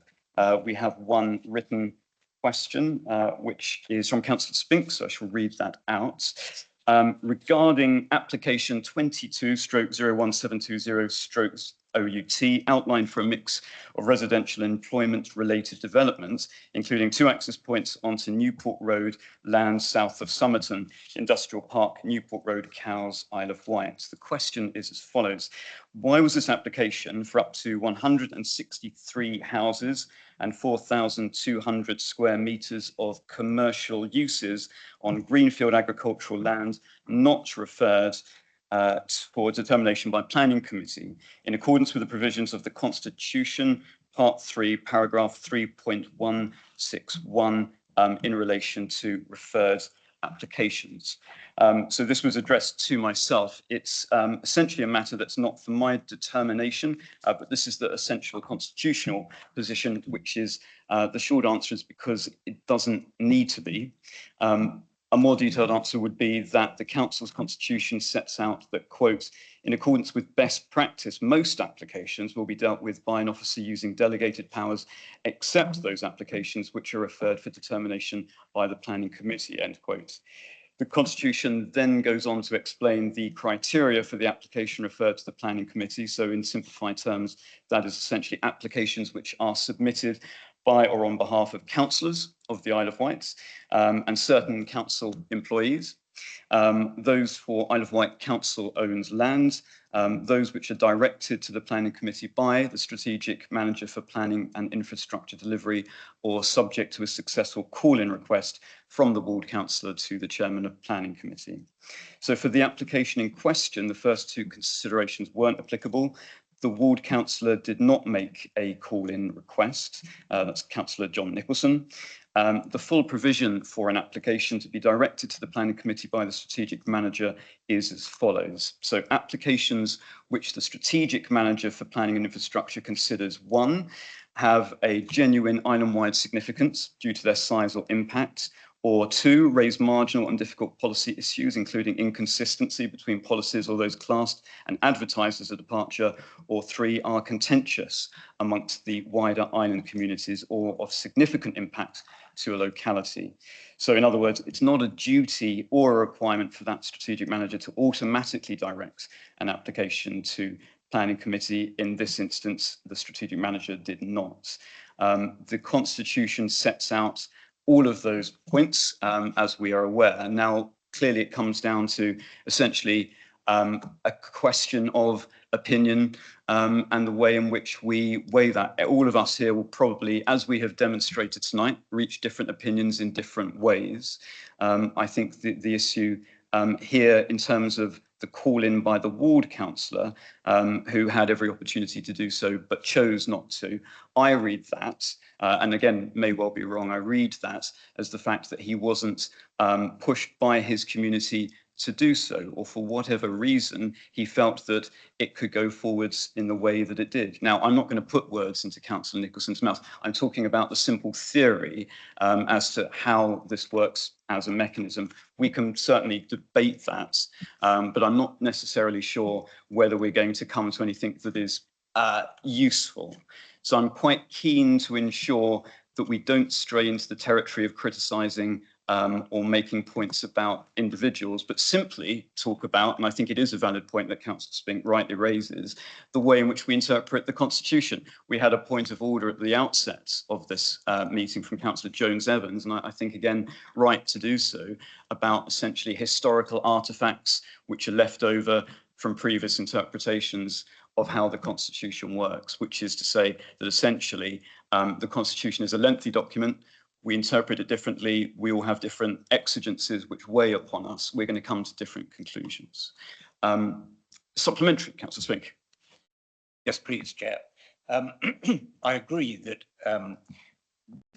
the position is that the strategic manager for planning has to consider whether or not it's suitable for a delegated decision or for it to go to planning committee, and he has to base that on the criteria that's set out for cases that should come to planning committee. It's not dependent, his right to do that isn't dependent on the ward councillor making an application for call-in. It's a standalone right. I will have a question, but it's necessary to set the scene. So when I looked at this, and it's not in my ward, but I mean 163 houses and 4,200 square meters of commercial use is a very major application. There were, I can't remember now, I was going to say, but there was a significant number of objections, including both relevant parish councils, town council and one parish council objected on material planning considerations basis, not just nonsense, but material planning considerations. I've read them. And I would like, please, as a supplementary, I'd like a written response as to, from either your good self or from the strategic manager, as to how this can possibly be said not to meet the criteria set out in the Constitution. Because in my view, it clearly meets the criteria. The size of it is sufficient to be of island-wide concern. It clearly would have an impact on a significant impact on the locality, which is also a consideration. And looking at the policies that it raised, they are marginal and a matter of weighing up the balance. So in my view, firmly meets the criteria. I'm surprised that it wasn't called in by the ward councillor, but there it is. I happen to know, because I've spoken to him, and the reasons aren't as you've said, from at least that's not what he has told me, and it's in writing. I'd like to know why it was thought by the strategic manager, and it's his decision, it does not meet the criteria to be heard by this committee. And I'd like that in writing, please. Thank you, Councillor Spink. I will convey the question. I think my point is that it will come down to a matter of opinion. Now, we can all debate as to what the Constitution demands and whether it's in fact adequate. I mean, it's a living document. Potentially, the point to take is that maybe we need to look at a qualitative criteria by which essentially these determinations will be made, because I think possibly personally it is unfair to require a justification when there is no stipulation as to the criteria by which such is being made, say for general reasonableness. That's simply a point of my opinion. I see you looking quizzical, but essentially, Councillor Spink, I will put the question. I don't know whether the answer will be as fulsome as you wish, but we'll move on. Councillor Price. Councillor Price. Yeah, thank you, Chairman. I mean, in relation to this, you know, I always listen with great interest to some of Councillor Spink's questions and remarks, and he always researches what he says and what he asks. But I think on this particular subject, our planning officers do have delegated power. We've got a team in our planning department that are homegrown. They're local people. Lots of these people live and breathe in our communities, and they are following national guidelines to make their decisions, and our local plans and all the other documents and policies that they have to adhere to. And we do have to allow them to do that. And the mechanism, if someone doesn't agree with that, is the local member can call the application in to this committee. And as long as that meets the relevant criteria, it will come to this committee to determine that. And quite frankly, if this was something in my ward that another councillor was speaking about, I'd be having words with them outside this chamber, because even while your opinion may be, Councillor Spink, that it is of island-wide significance and other reasons that it should have come to this committee, the local member hasn't called it in, and we should respect that. And quite frankly, it's none of your business. It's not in your ward. So I'm sorry. Thank you, Councillor Price. Additional questions from colleagues. Councillor Spink, I will allow in the terms of a question, because this is a members' questions. We need to be careful not to stray into a debate. Equally, I think I would propose that it would be a useful subject for a Wednesday workshop potentially, because I think there are. Councillor Spink. Right to it. You say it should be in the form of a question, but Councillor Price's wasn't in the form of the question. It was a statement.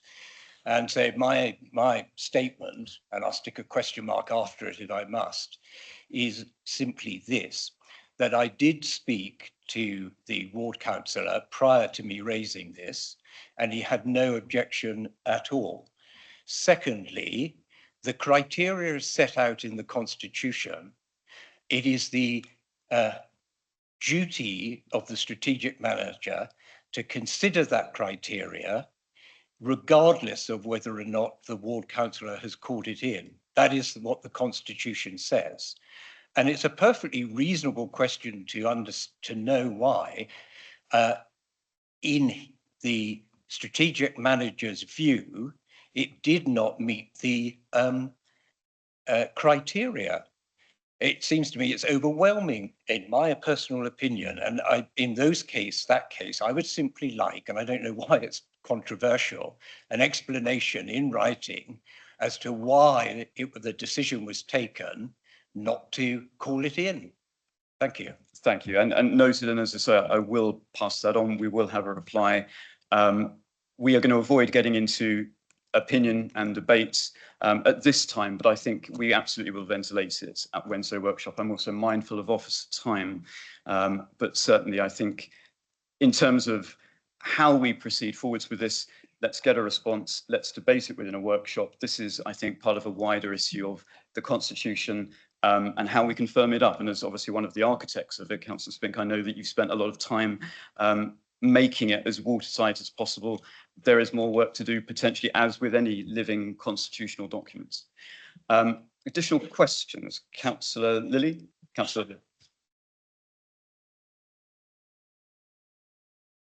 Oh, microphone, Michael. It's from the meeting from last week. On the Westacre Park, is the video of the meeting now available? I know of that, so is it yes or no? I'm getting a yes.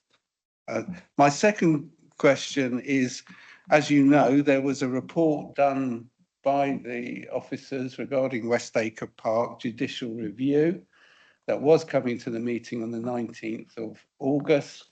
It was pulled because of the Westacre Park planning application coming forward. Is that report now going to a future meeting, and when? Yes, it is. My intention is to bring it forwards to our next committee, which I believe is the 25th of November. So the 25th of November, we will discuss that. As I've spoken about before, ultimately the release of this report is not down to me as chair of planning, the author and sponsor of it at a director level. It is essentially for them as to whether they release something into the public domain.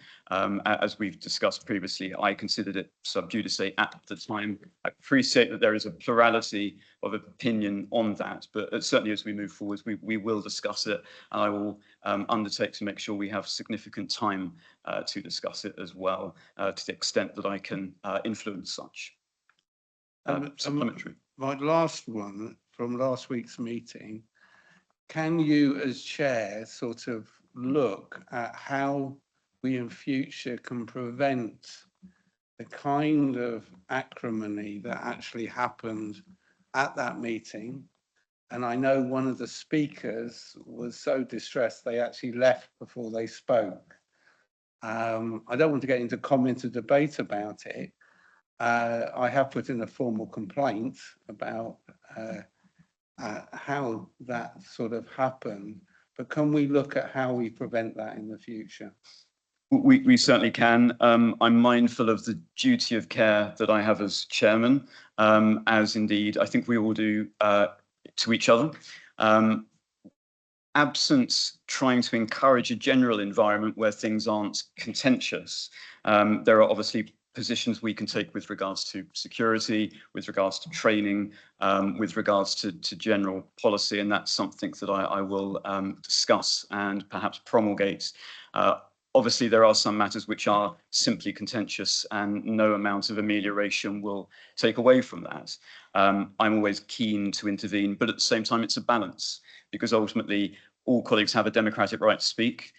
Where I feel that they have that right and they're not straying into the territory of politics and opinion, then I'm always more on the side of allowing that to go ahead. But there is a balance, and I think that's something that I'll dwell upon. Perhaps we'll have some further advice which may be helpful, and security is something to the extent that members might be concerned that I will certainly be looking into. Thank you. Any further questions? In which case we conclude tonight's agenda. Thank you very much for your time and attendance. Thank you.